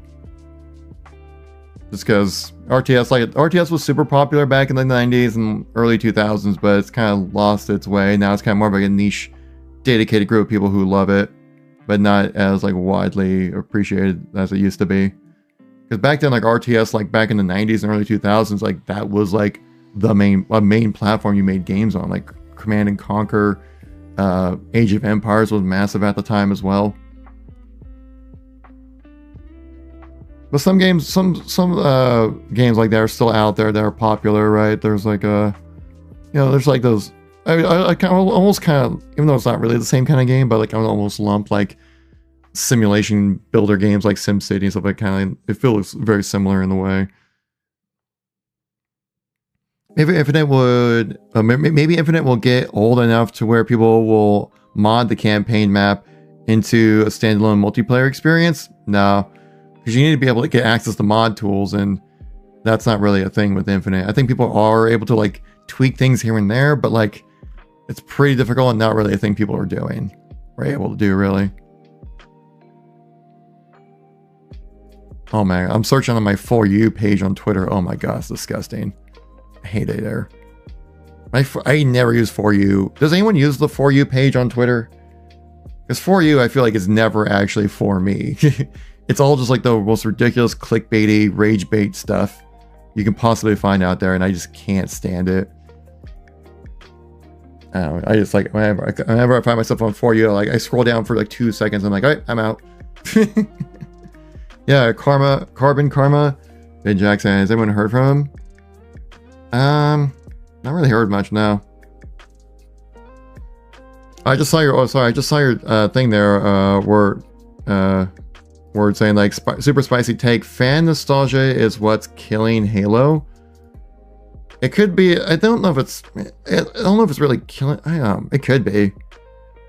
But I think it's that like since Halo has been trying so much to try to do so many new things, that you know it's we just like just give us what we like kind of thing, you know. And right now I think nostalgia is just like what you need to play off of on, and like whenever like anything is ever made outside of the games, like when it comes to like toys or when Halo's referenced in any other form of media, they're always referencing the Bungie days. When it comes to Halo, they never reference like Halo 4, right? And whenever that does happen, people are like, oh, does it have to be like 343 era, you know? Like what, like it's like I wish Halo wasn't so stuck in the past, but it's always going to have that shadow of the Bungie era. I tried playing a new multi-team mode in Infinite. I haven't played it yet. But the wait was more than 40 minutes, so I ended up playing. Like, yeah, that's the weird thing too. Like the multi-team, like, do we really need like a combat workshop for multi-team? A game mode that's been in Halo for like since Halo 2 or something like that, right? Like, I understand like maybe with Infinite things are a little different. You need to kind of work out the the bugs a little bit here and there, but it's like do we like just work on it and just release it, you know? And like, you know, I know people scream for like, oh, we need multi-team in the game. Like that's such a core mode experience, but like they put it in the game and then no one plays it, you know? If people really wanted multi-team, they'd jump in and play it. I tried playing it, couldn't find a match, and I gave up. I think I waited like 4 minutes to find a match. I'm like, okay, yeah, this ain't worth it. And then it's just like, but then like multi-team isn't even like that interesting of a mode because it's just, you're just playing Halo Slayer, but this time with more people to shoot, and more people to shoot you. I don't know, it's like I don't really find it that exciting of a mode. I never really even liked multi-team even. I think the majority of people don't really care for it. I can understand it being fun. I can probably be a really great thing for custom games to really kind of create different modes and stuff like that within like Forge and stuff like that. I can see that the potential there, a lot of potential there actually to actually be fun. But to play like multi-team Slayer, like I don't care. Play multi-team King of the Hill, Oddball, don't really care. If anything, I'd find it more annoying. Let's see what Michael C said. That small part of me hopes to see a Destiny-style game with open and social world. The random armor and weapon drops could make sense to ship hub. Or you're saying you kind of like see like a open, like a social space where you can kind of interact with people and stuff like that. I think that'd be a cool thing. Yeah, especially that'd be a way for everyone to kind of flex their armor sets and stuff like that, which I think people always like doing. Multi-team was more fun in custom games back in Halo 3 days. Not very many people played it. Yeah, multi-team was always like a super niche mode. Like I feel like putting resources into putting multi-team in the game. I would have to feel it'd be more for the forgers to kind of create something. So then, like a year later, you can implement like a fun Forge created mode by the community in multiplayer or something like that. Whenever they do the next Halo, I at least want global chat enabled. That and lobbies. I miss the social experience. A global chat would be awesome. Of course, it definitely opens itself up to toxicity. I think what they would do if they wanted to put that in, you have to have it off by default though. And then people who want to engage with it can turn it on. But honestly, for me, most of the time I turn off global chat, especially in like games like in Call of Duty, they have it. I turn it off for the most part. But I do turn it on for DMZ back in Modern Warfare 2. Absolutely, you need to have voice chat on because that was fun. Warzone's another one you can have voice chat on. That makes it fun. But like for regular multiplayer stuff, it's like I don't care what anyone has to say. Even if you did callouts, it's not even gonna be that helpful, you know. Most of the times people are just most of the times when you hear people playing like 4v4 Halo or 6v6 Call of Duty, all you hear is, "Man, that guy's an asshole." You're like, I don't care. I don't care. You're mad that you died in the game. Like no one ever provides any kind of information that's somewhat useful to me, or no one says anything that's remotely funny that makes me want to keep playing with you. Like everyone is just like pissed off the whole time that they suck at the game and they wish they were better at it and they feel embarrassed that they suck at the game. And then you have that come through the game. It's weird. Dude, Agufish in the chat. What's up, dude? Thanks for coming by, man. Yeah, if you guys don't know Agufish, man, this guy makes some amazing guitar content. You definitely need to check him out. His short game is on point, that's for sure. Thanks for coming by, man. I was actually chatting with Pete last night on Twitter because he's like, "Are you going to Bana's show?" Because he just played like last night here in Seattle, and I would have totally gone, but I played a show last night, so I was like, "Oh, sorry, I'm already performing." But if it wasn't for that, I absolutely would have gone to Bana's show last night. But yeah, I saw Bana live his last tour that came by here.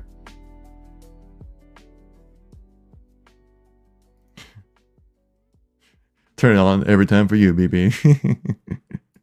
Thanks for coming by, man. I appreciate that. But yeah, no, yeah, voice chat definitely has its benefits and definitely has its disadvantages. Like I said, for like the arena stuff, don't really care. Like I even turn it off during ranked matches because I'm just like, it's just people getting mad at each other, and I just don't want to hear it. But if it's like Call of Duty Warzone or it's like DMZ, something like that, or like if it's like a Search and Destroy is another one where you want voice chat enabled, like a single life mode like that would be really fun. Like if they brought Breakout back in Halo, that's a mode you'd want voice chat back on. You know, because there's highs and lows and it's really fun. Especially just talk trash to people. That's the thing too. I feel like trash talking online has gone, like the quality of it is degraded so much that people are just like, especially in Call of Duty, I noticed like the trash talk is awful. People are just like, they just say what you said to them, but then they just do it like in a derpy voice. And it's like, oh, you got me, dude. Like, get creative, man. How's that, Mr. X? I'm sorry, late Daddy Kev. Was it Joe was fired or what? I think Joe was more caught up in the layoffs with Microsoft. He wasn't real, but I think he was more rotated to a different position in Microsoft rather than completely fired. I think people were kind of mixing that whole thing up. Sorry for bothering you, but I wanted to. Oh, no. Blacklist that person. No, boo. Why you guys? I can't believe how many people in specifically Twitch, you get spam bots to be like, gain new followers, click this link. Like, it has to work, right? Enough for them to keep doing it because they've been doing this for like 10 years. Like, who clicks on that link? You know? Like, please hack me. What do you think of Battlefield style Halo game? I heard a lot of fans on Reddit wanting something like that. That would be awesome, actually. If they did like a Battlefield style game, which, just think of it like this, like, let me open up like Halo Wars 2 gameplay. No commentary. Something like that, right? We'll have this playing while we chat away about it, because I think there's a lot of potential with that, and that's something I think would be really freaking cool. Because basically, we have it. That we have like an idea of what we could do with it, right? With Halo Wars. I think that's a game where they had like the PvP aspect to it. Obviously, you want to do base building, nothing like that. But like at this scale, you could have people in like a large scale battle playing against each other. I talked about this in a previous video, actually, about like if we just took like Halo Wars 2 but made it first person shooter without any of the base building, but like basically the way you would play is like kind of like how you would earn points almost in a way like you did like in Battlefront 2. Actually, I think a better example would be Battlefront 2, I think. Let's do this. So Battlefront 2 game multiplayer, no commentary. So I think the way Battlefront 2 did their multiplayer, I think it's something Halo could absolutely do. Battlefront 2's multiplayer was so good, dude. It's such a shame that I got caught up in the whole microtransactions things, but this game literally killed loot boxes, which is it was the sacrificial lamb, I guess, but for the greater good of the gaming industry. Click here if you want to meet singles in your area. But like, so like the way that Battlefront did it, right, is that everyone kind of spawns as like your low tier characters, right? You know, you're kind of spawning, it's basically like stormtroopers, and low tier, like, which would be like Marines, right? And then from playing the game, you earn points for the better you perform, the more points you capture, the more kills you get, the more points that you earn while playing. You're able to utilize those points to then make that, upgrade yourself. So you can play as like an upgraded commando, right? Compared to like a regular, why am I blanking? Republic soldier, right? And then if you bank up a lot of points, you can play as a hero character, which would be like Yoda or Anakin Skywalker or Luke Skywalker stuff, or Kylo Ren and stuff like that. That would be like playing as like a Spartan or something like that, or like playing like a Republic Commando. You would be playing as like an ODST, and you earn these points by just doing things in the game, getting assists, spotting characters, capturing points, getting kills. And so it's like a really cool mechanic. I think something that Halo could pull off. They did try doing something kind of similar previously in the past with Halo. It was like kind of a hacked, worked out game mode called Global Battle with Halo Reach. But I do feel like that was more supposed to be kind of like a PvE style mode rather than like a PvP thing. But imagine like basically this, but then with Battlefront 2, but then transfer over to Halo, because you have vehicles in this game, right? You have hero characters, you have like mid-tier characters you can upgrade as well. You have loadouts, so you can like spawn with like a battle rifle, right? Or an assault rifle, magnum, silenced SMG, things like that, And then you maybe even play into some of the attributes that some characters might have, right? Where with like a Spartan, you might be able to jump higher, take more damage, play into that aspect a little bit more. And then you can also do the same thing, but like on the banished side of things as well, where you can have brutes, Ungoi, elites, all the different types of factions. Bringing some new ones like San Shayun, like warriors and things like that would be a really cool thing. Like there's so much potential with that I think it would be a completely new experience to do in Halo, and I think people would eat it up, absolutely eat it up. But the thing is that like a game mode like that would be so massive and so complex that it would basically cannibalize a lot of other aspects of Halo, because I feel like this would be like the game that you would play, right? You wouldn't really play, like, I don't even know if there would be a possible campaign to go along with it. You can see like right here, right, with this, like you can spawn in as like an AT walker. You have a vehicle you can spawn in with as well. You have like mid-tier commandos you can spawn in as, and then you also have your hero characters, and that's something I think you can absolutely do with Halo. And that, which I think that would be something that I think people would absolutely love to do.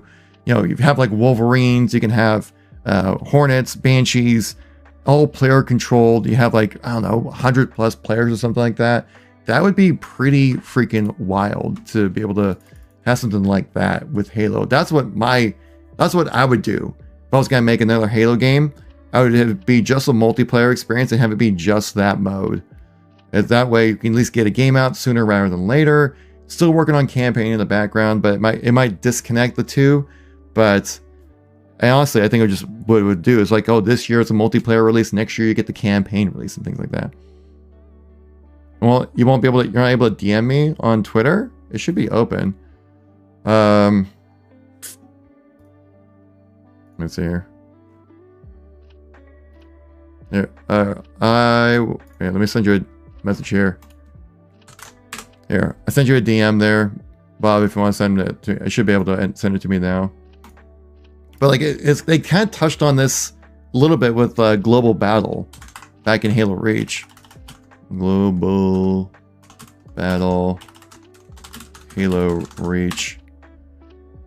It was in delete content from Halo games. Yeah, so this was like back at the before the release of Halo Reach. They did like a panel kind of showcasing some cut content kind of stuff, like, or it might have been post Reach or something like that. I can't really remember, but they showcased some stuff, like they did like space battles. They tested out to kind of see what they can do with that kind of stuff.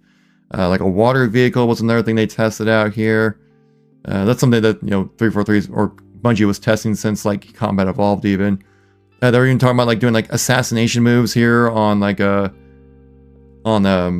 hunters like that. That would be freaking sweet to be able to like plant a grenade on a hunter like you do like you can with like a tank. That's super freaking cool.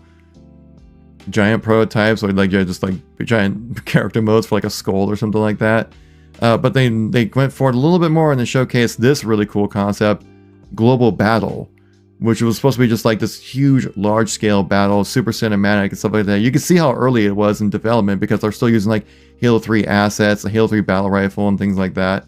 But you can just see like, yeah, again, this is all just like super cinematic. Like just make a bunch of explosions and this would be like the vibe that you would play as. But look at this playable space that you would have, right?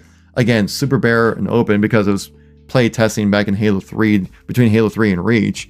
But like something like this would be exactly what I'd want to see happen with a standalone Halo multiplayer experience. Because like if you develop just this game mode, I think it would have enough legs to be its own game. And I think people need to, I think the Halo community and Halo gamers as a whole need to be okay with just like a game being a singular mode rather than like the entire total package, right? Because that's insanely tough to make. It's super expensive. And like it's kind of one of those things where you put all your eggs in one basket and when it doesn't pay off, you lose a lot, you know? So you need something that's a little bit lighter lift, especially for Halo nowadays as well. Yeah, Global Battles looks sick, yeah. And imagine if they did like Banished versus UNSC, and then each character had their own kind of attributes, you know, that were to kind of like, tweak the gameplay a little bit here and there, kind of like how they did with like Invasion, right? With Halo Reach. Halo Reach Invasion. Let me type in the gameplay here, so you kind of see what I'm talking about here. It's like with Invasion, right? The great thing about Invasion is that it played into the differences between the Covenant and the UNSC. And I think this is like the little tiniest little prototype of what really can be accomplished with a mode like what we're just talking about, with like a huge like Battlefield style open scale kind of just large format kind of game mode. And something that you can just take this idea basically and just go wild with it, bring in some new species, other playable species. Because like I hate playing against elites in Halo multiplayer. I know people are like, no, bring back playable elites, but it's like what, 10% of people actually use it. This would be a great way to, one, have playable elites in the game, and also have it be functional within the gameplay, right? That's what I loved about this mode, is that it played into the differences between the Covenant and the UNSC. The Covenant characters have different abilities, different type of mobility, different weaponry, and they try to balance it out in the way to where, attacking and defending, is somewhat balanced to where it's like a competitive match in some kind of way. That's what they need to do with like a Battlefield style Halo game, where basically it'd be more like a Battlefront style game mode. That's what I think would be fantastic. It'd be a completely new experience, but also playing off of the familiar aspects like with Invasion, but then expanding on that, giving us something new. Because I just want something new to do in Halo, man. We've been playing basically the same game, for the longest time. Like I don't really get excited about playing 4v4 Slayer anymore. Like if it's a new game, thanks for YouTube ads, that's cool.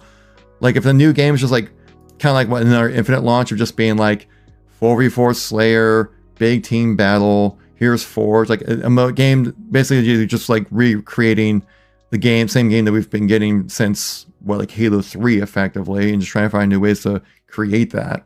I want something new and exciting to get people to like, help the community move past such this hard, strong sense of nostalgia. Once you get something new, people will gravitate to it, and I think this is what they can do. We've seen, Battlefield, people love their Battlefield games. People love the Battlefront series. It just got cut off at its knees because EA just doesn't know how to handle the Star Wars franchise at all. But that's why I think it would be so great to be able to do something like this, go large scale with it, and have it be like its own standalone game mode. That would be amazing, in my opinion. That's what I would like to see. Of course, that's just my opinion. And that's just playing into exactly what I want. And the thing about Halo community, it's so wide. There's so many people out there that like their own style of Halo, that it makes it pretty tricky to try to make a game that's for everyone, but also making it something within your vision of what you want Halo to be. So that's something I personally like to see. Now, do you guys in the chat, do you feel like that's something you would want to see for like a Halo game? Like if it's just a standalone multiplayer, basically like Star Wars Battlefront, but in Halo, or like basically like Invasion, large scale Battlefront style. Like that's what I would like to see for like a standalone game. Like, yeah, you would be missing out. There'd be no Forge. There probably would be no theater mode. I would love to have theater mode, but it might be a little too taxing on the system. Or like if there was, you know, there would be no campaign or anything. That'd just be just that multiplayer experience. But I think that'd be something that'd be really freaking cool. Now I'm totally okay with that. I'll pay $120. Oh no, Escape! Don't tell me you're one of those pre-order Andes. Come on, have you learned? Have you learned nothing?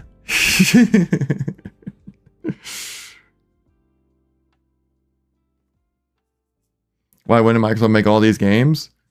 Well, one thing is because Halo hasn't really been successful since like Halo 4's opening sales. So it's been like a good decade of just kind of flopping with Halo. But I just wish, yeah, there's so many things that we could do, man. But yeah, I think that's a great thing to do. Like you can, because it's like there's so many things. There's so many different ways you can go about doing Halo stuff, man. So many different ways. Hey, you sent it out on Twitter. Let's see what Bob had to say. We'll scroll through here real quick.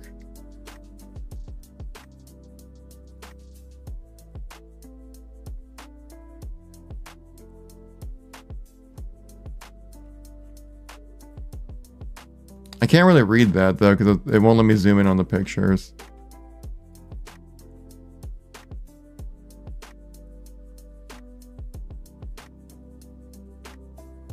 Really sweet to bring back dual weapons again. I could take it or leave it. I don't really care for dual weaponry.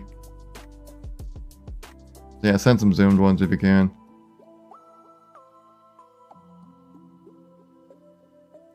You forgot Master Chief Collection, that the only good thing 343 did was solidify Bungie's legacy. I mean, Master Chief Collection wasn't good until 2019 though. Well, there is that as well. I need something to drink here.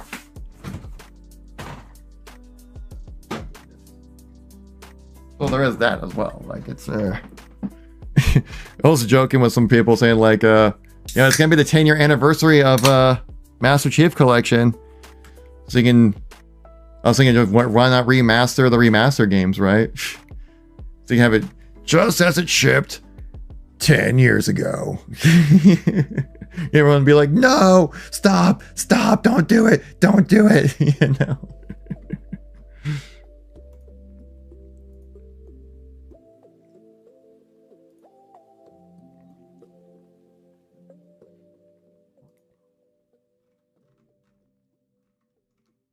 Oh, the squirrel just kind of came by my window right here. Let me see, I'm trying to read it. It looks kind of blurry. Let me try to read this here, Bob.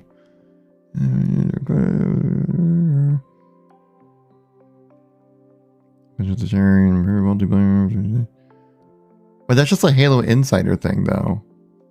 Like, yeah, they were doing Halo Insider flights back then as well. That's a thing. That's always been a thing. And then the thing you're showing me, there's like the season 1 like UI of Halo Infinite. Unless they were doing something like they were looking to do like a Halo 2 multiplayer within Halo Infinite, which that would be cool. Yeah, try to replicate that, but I feel like that'd be really similar to what Infinite's gameplay originally really was, though.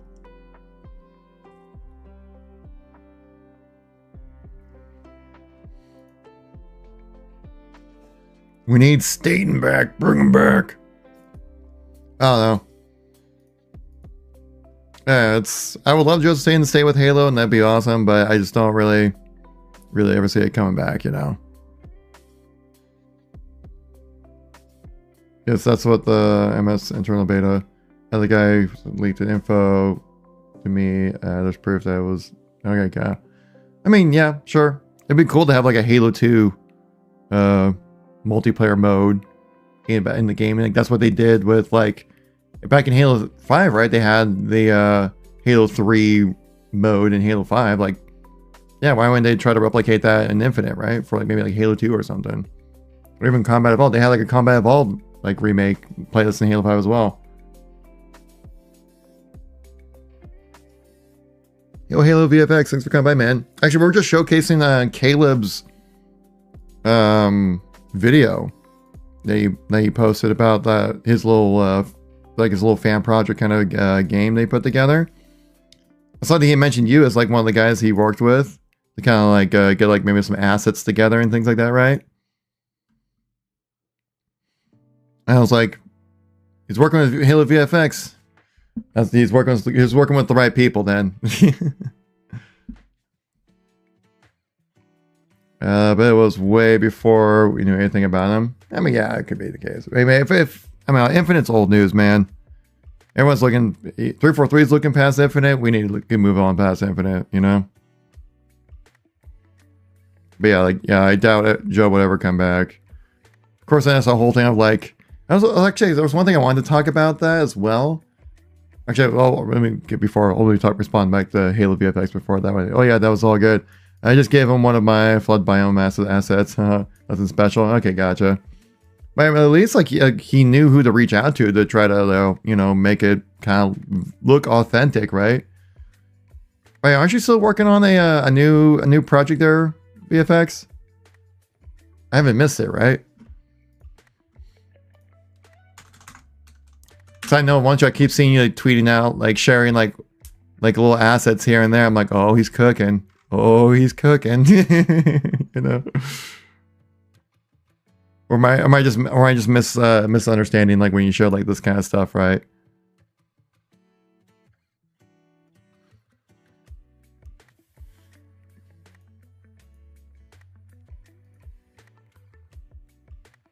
That's a good run. That's a good run animation.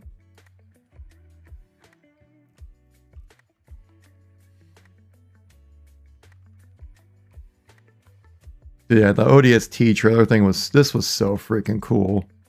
Like, look at this, man. This is so freaking awesome. I just want to watch it again. It's so good.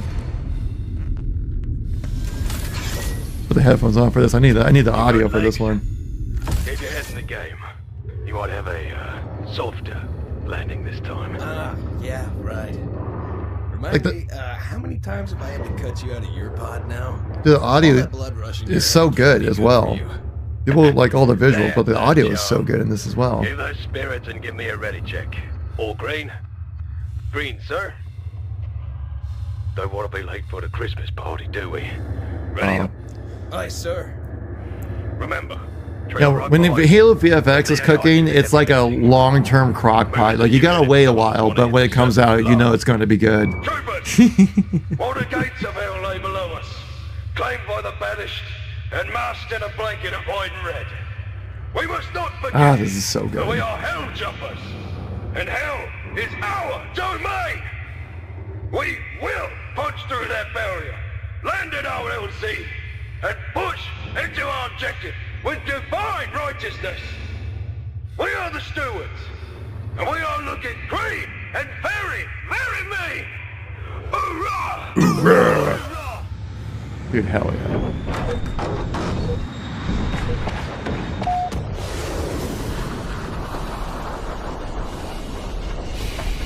That's one beautiful rig for an alien planet.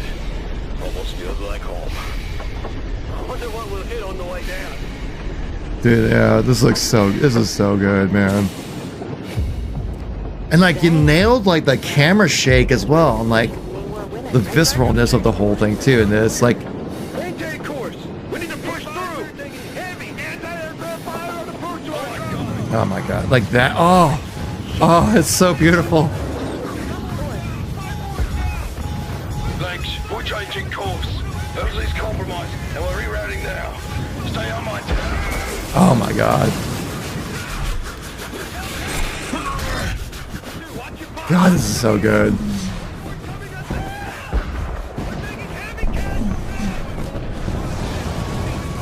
Bro. It gives me chills every time, man.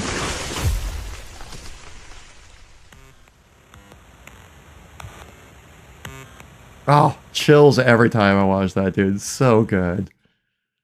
Oh. I'm gonna give away this. No, shut up. God, I hate YouTube ads. They're so repetitive and so just like annoying. Oh, dude, VFX, dude, that's so good. It's just so good. This next episode I thought would be like 3 minutes maybe, but the intro is already 1 minute 15, and the rest of it I think is at least an episode of like Charity Falls is going to be like 10 minutes worth of watch. Nice. No mods here, so snipe the spam bot. Yeah, do so, please. Make Halo VFX new head of development, starting making 500K a year. Yeah, but VFX does his own stuff, and he's pretty successful on his own end, right? And don't you work with like Disney and stuff like that, right? Or am I thinking somebody else? There's a couple of guys out there in the community who do some really great like 3D animation work. Oh, dude, that was so good.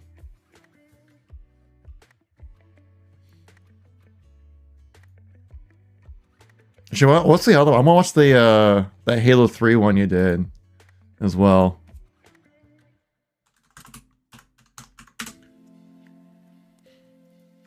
Well, I want to see that one too, because that was just so good as well. Yeah. The full circle cutscene remake. Oh, beautiful, dude. Absolutely amazing. Sure, I will watch this too. So good. Just that music alone, I'm like, ah, memories.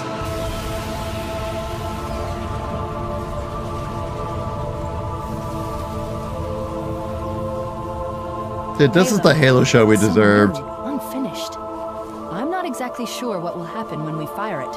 We'll head for the portal, and we'll all go home.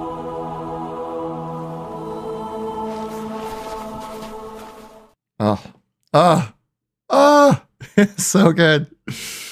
Oh my goodness, dude, it's so good.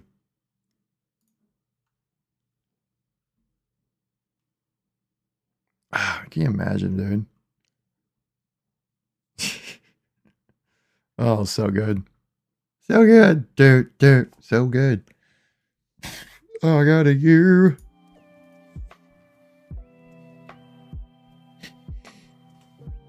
If only that was the Halo show, you know, something like that. Hey Kev, did you notice that Infinite's performance has become extremely poor recently? In the main menu, it dropped to like 60 FPS, but tab back to the main menu and get like 155, and some Husky raid maps are unplayable. I did see that there was an NVIDIA update that just went live. Go like Halo support Twitter here. So maybe you might need to update. I'm assuming you're probably using NVIDIA graphics cards. You might need to update there. What was it? Right here, yeah. So it says that NVIDIA has released an update driver that addresses a crash issue with launching Infinite, but it could also maybe help out some other bugs there too. I mean, I haven't really noticed too much in the way of performance issues with Infinite. I did notice that like I was getting like some oddly low frames while I was just like in the menu, but when I was in game, I was still getting like 144 frames, like no problem, like I usually do.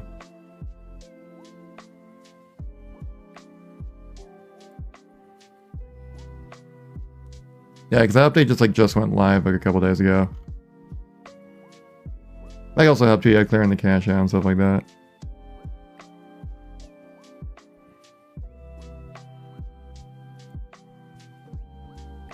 Actually, I want to see, there's X Defiant, right? Wasn't it? Didn't they have like a new thing about like a new season or something like that coming out? Or season 1 starting out here like next week or something, right? Kind of curious about that.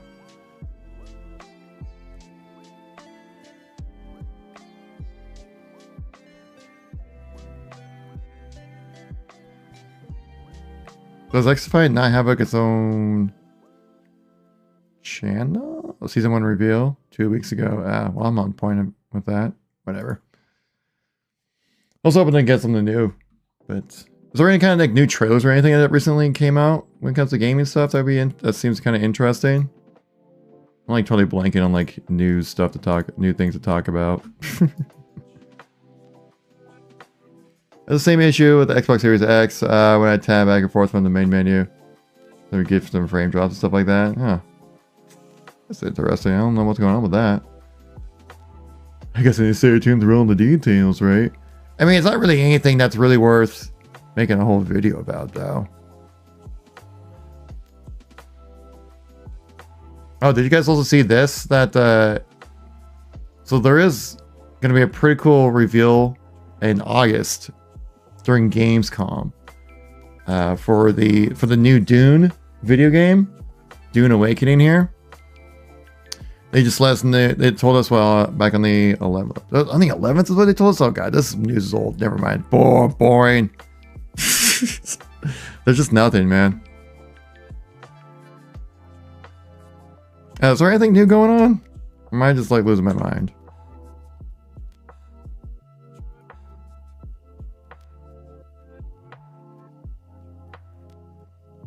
Let's see. We go on the Video Game Chronicles. Or not. Just type in like video game news. Is there anything new that kind of just recently came around here? I feel like there's gonna be something. What Reddit? Reddit got something to talk about?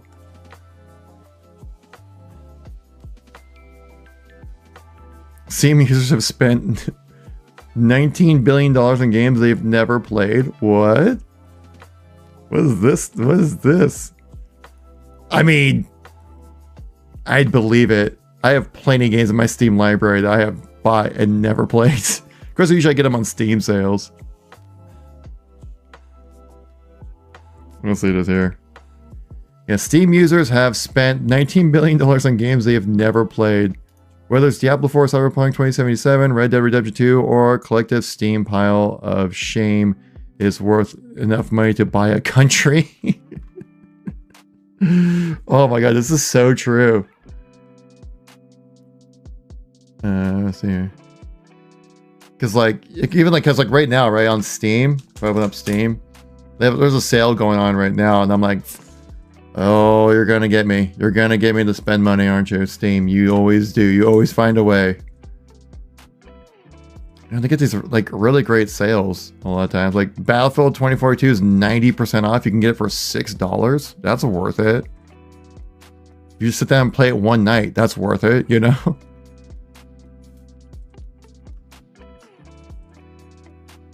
It's a perfect time to jump in and get games that you haven't played in a long time. Forza's 50% up. Very much, yeah, checks out, right? Yeah.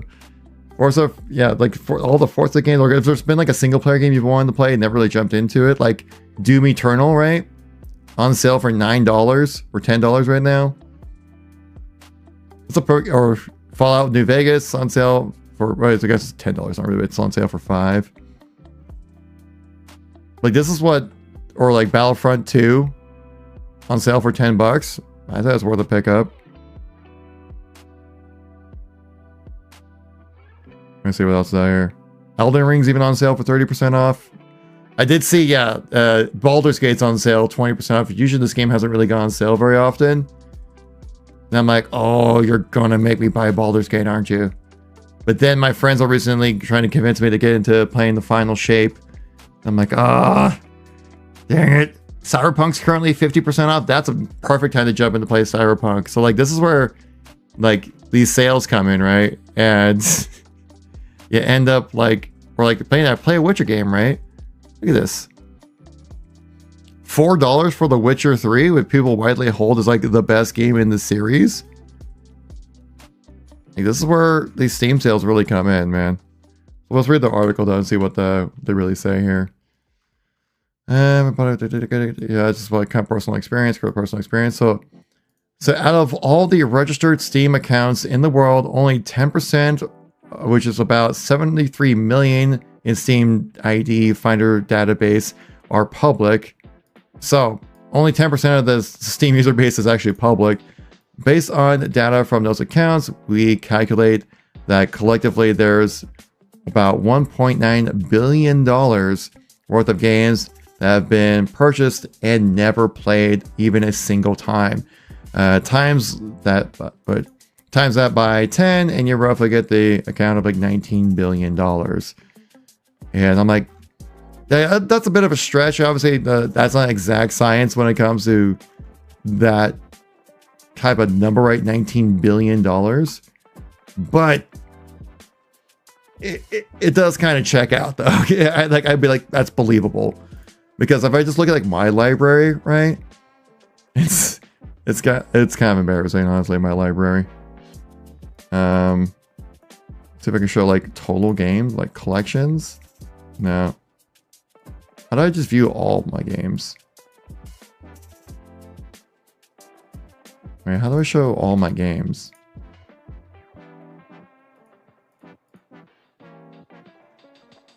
Wait, how do you do this on Steam where you're able to show your entire library? You used to have like your entire library here on the left side, but it only shows games I have installed. Is it this I can check out? So there's all my single player, multiplayer, cooperative. Okay, I think just that. So you can see like, that's not even in my full list. I have like way more than this. But recently, how do you just like if I just click on all these then? Oh, wait, that significantly shortens the whole thing. Dude, how do I just see my entire library? Because if I go to home, downloads then? No. Because I have a ton of games I've just never played. Okay, I have 100. It says I have 147 games in my library. And I'll be straight up, and I'll show you. I think there's a website where you can check out like your Steam time played. I think it's this one. If I type in like my Kevin Cool X, this should show like what my most played games are, and it's kind of embarrassing. Playtime. Oh, my playtime is hidden. Okay. Where do I see that?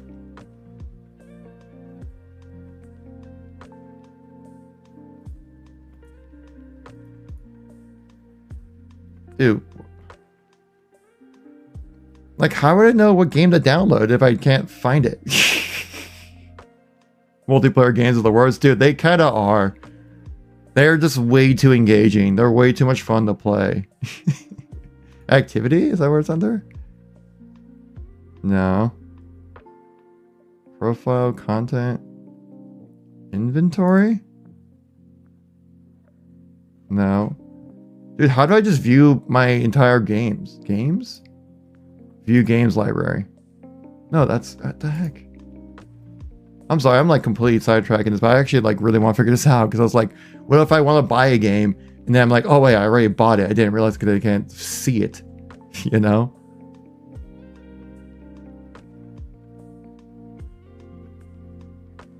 Try to read chat, see what it says. This is how Steam users end up spending $19 billion on unused games. Yeah, right.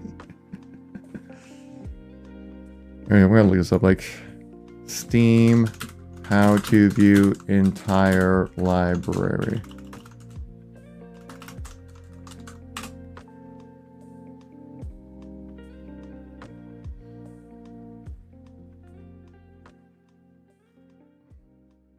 How to show all games in your library. Yeah, because I'm like, how do you view this?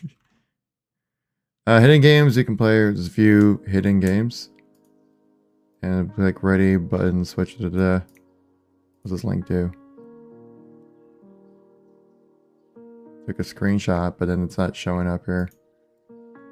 I have like view hidden games. How do I view hidden games then? Hidden games.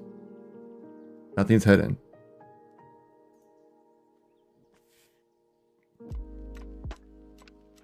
Dude, how do I just view all my games? This is so weird. But if I type in like Battlefront. Like I have like Bad Company 2. I got PUBG in there as well. So I could search for these. They just don't show up.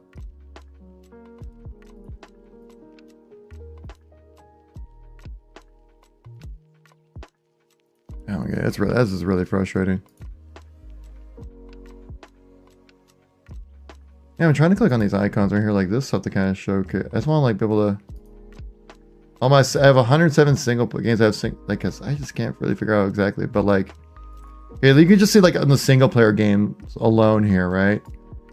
That a lot of these games I haven't played, like The Walking Dead, Uno, Sandbox Universe Legacy, Turbo Pug, Tribes 3, Tomb Raider. I have Tomb Raider?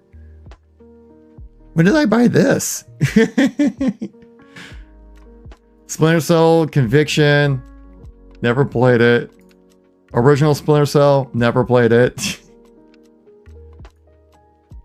I don't know what the heck this game is. Super Meat Boy, never played it. Star Wars Old Republic, I think I tried to play it, but it was just too old. Episode 1 Pod Racers. Stick of Truth, I never played it. Elite Sniper V2, never played it. I have Psychonauts Unlimited. I didn't even know that was a game I had. Psychonauts as well. Payday 2, I've played minimal. Yeah, I played 3 hours of it. Payday, the highest, never played. Outlast, never played.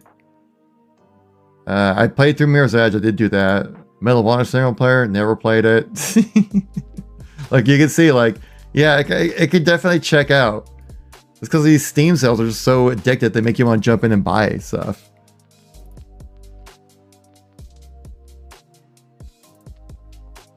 Or even the games I do play, like Hogwarts Legacy, I'm still playing through this game. I'm 33 hours into this game. I'm still playing through it. I bought it at launch and I still haven't finished it. It's been out for 2 years. You know? Far Cry 3, another one, never played it.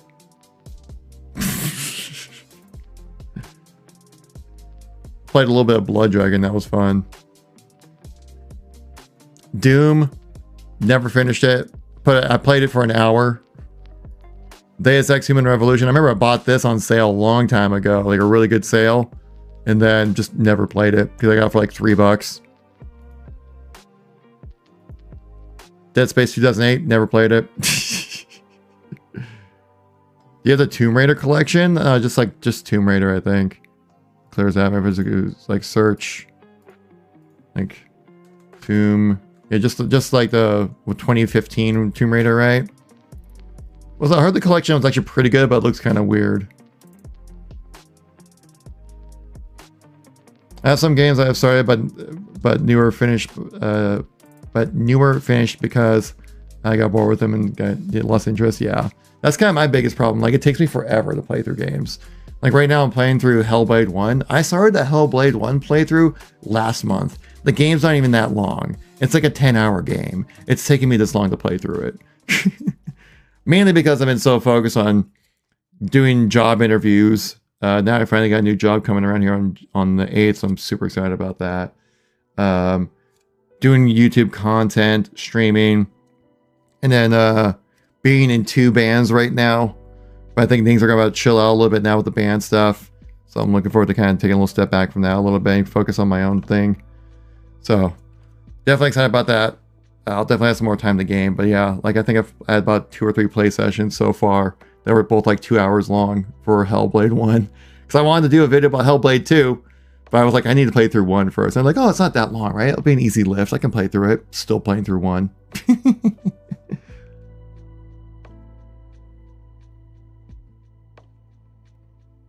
But like, I remember it took me like a year to play through Red Dead Redemption 2. And then like I've played through I've started the new character in Cyberpunk like 3 times, and each time I get like 20 hours in, I get distracted with something new. And now my friends are playing Destiny 2 again, playing the Final Shape. I'm like, oh, you're going to get me back into Destiny, aren't you? And then like the new Call of Duty game looks really cool, you know. I'm probably gonna play that. these damn games, man. I think but BBK Dragoon had a really good video recently talking about this, and I think it'd be a good thing to kind of watch, because he does a great job articulating like how like you can just like leave so many games unfinished. Yeah, too many games, not enough time, man. Yeah. How was it? I think it's like this one, how to fix your backlog. Because I completely vibe with this thing.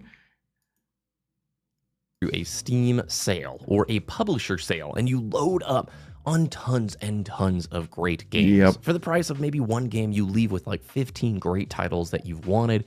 You start playing them, you enjoy it, and then a new cool game comes out. Yep. It's the latest multiplayer title. All your friends are on it. And you know what? Even though you've got plenty to play right now, you're like, okay, well, I'm just going to buy it. I want to play with my friends. I'm going to hop in. And you do. Some time goes by, and that momentum wears off. And for whatever reason, you don't go back to those sale games that you bought. All of a sudden.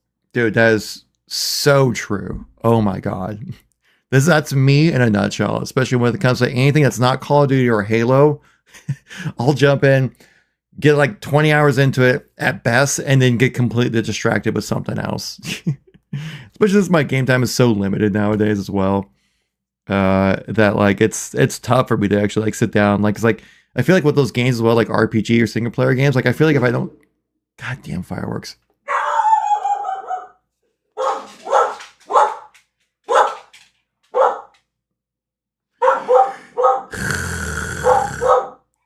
Yeah, showcase that freedom. Murphy. Hey, you're okay, boy. It's okay. I'm here. You're doing all right. See, we're all here. It's fine. Hey, no. Hey. It's damn fireworks.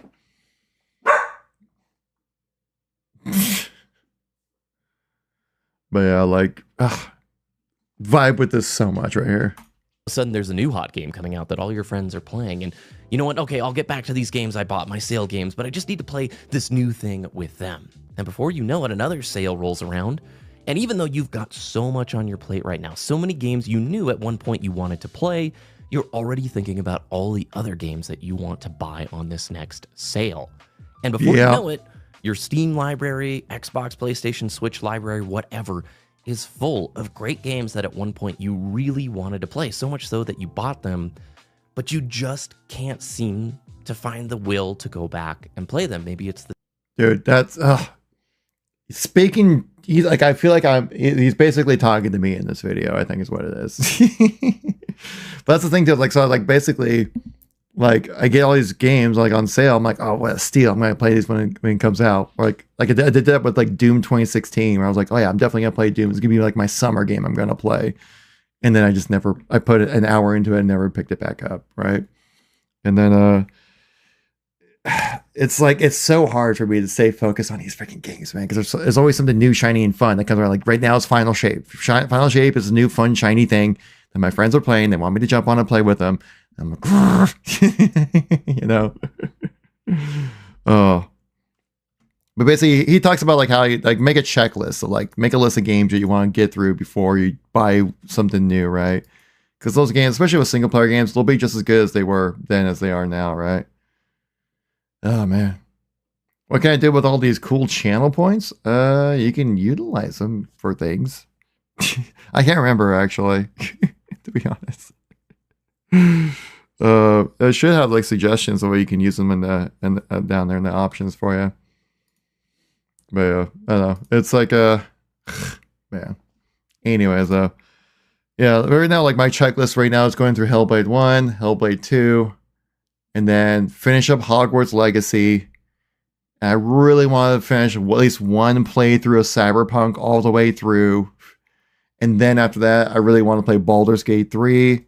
It's currently on sale right now, but I'm wondering if like at the speed I go through games, like do I just wait till next year's sale? You know, I don't know, because then like the new Call of Duty is gonna come out. I'm definitely gonna play that this fall. Then Black Ops 6 actually looks kind of sick. Not gonna lie, I'm pretty hyped for that game. It's just like, yeah, it's a lot, man.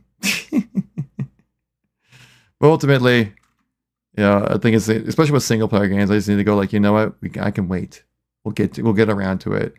And I think I just need to focus on playing less multiplayer games and focus more on playing these single players. So like, yeah, I want to play Starfield. That's another game I want to play. Yeah, Starfield. Yeah, exactly. I want to play through Starfield. I want I want to play through Fallout 4 right now. I'm currently started to play through that as well. We have had some mods in. Were you ever a Destiny fan? Oh yeah, like definitely Destiny 2.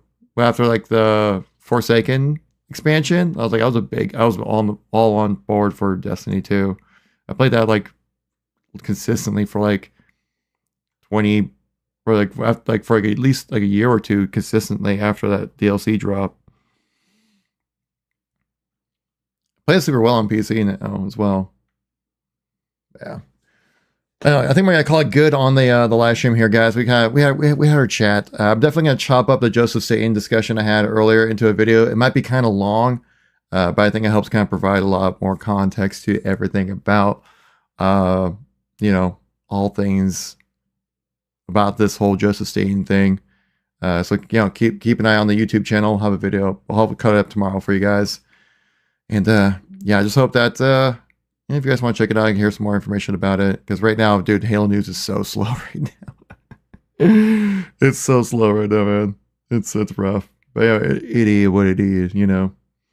Open D for D3 at Bungie at the reset for a free to play world. And we'll see, man. I'm also looking forward to seeing what they want to do with Marathon. Sounds like they've been having their issues there as well. They have to wait and see, I guess. What do you guys think? I think I'm going to wrap up on the stream. Thank you all so much for coming by. I'm going to do a few more of these streams next week as well, since I'm taking next week off from my shitty job to get ready for my new job. Oh no, there's a summer sale video in my feed. I must not look. Right? Shoot, maybe I can make a video about that, right? That'd be a fun thing to do. Heck, I can make a short about it or something. Well, how long is the sale run for anyways? I'm curious. The sale runs home. Yes, okay. Runs until July 11th. Okay, so you got some time then. But yeah. Anyways, though. Thanks guys all so much for coming by. I really do appreciate it. If you're on YouTube, make sure to tap like, subscribe, all that good stuff helps out with the algorithm. But other than that, guys, I'm going to call it good on the live stream. But I'll definitely get some more streams. I want to stream more consistently, though. Do more style like this, right? We're just kind of hopping on, chatting with you guys, talking about gaming, and doing what we can on the channel here. Anyway, guys, thank you all so much. Appreciate you all a lot. Get you we'll boom you out.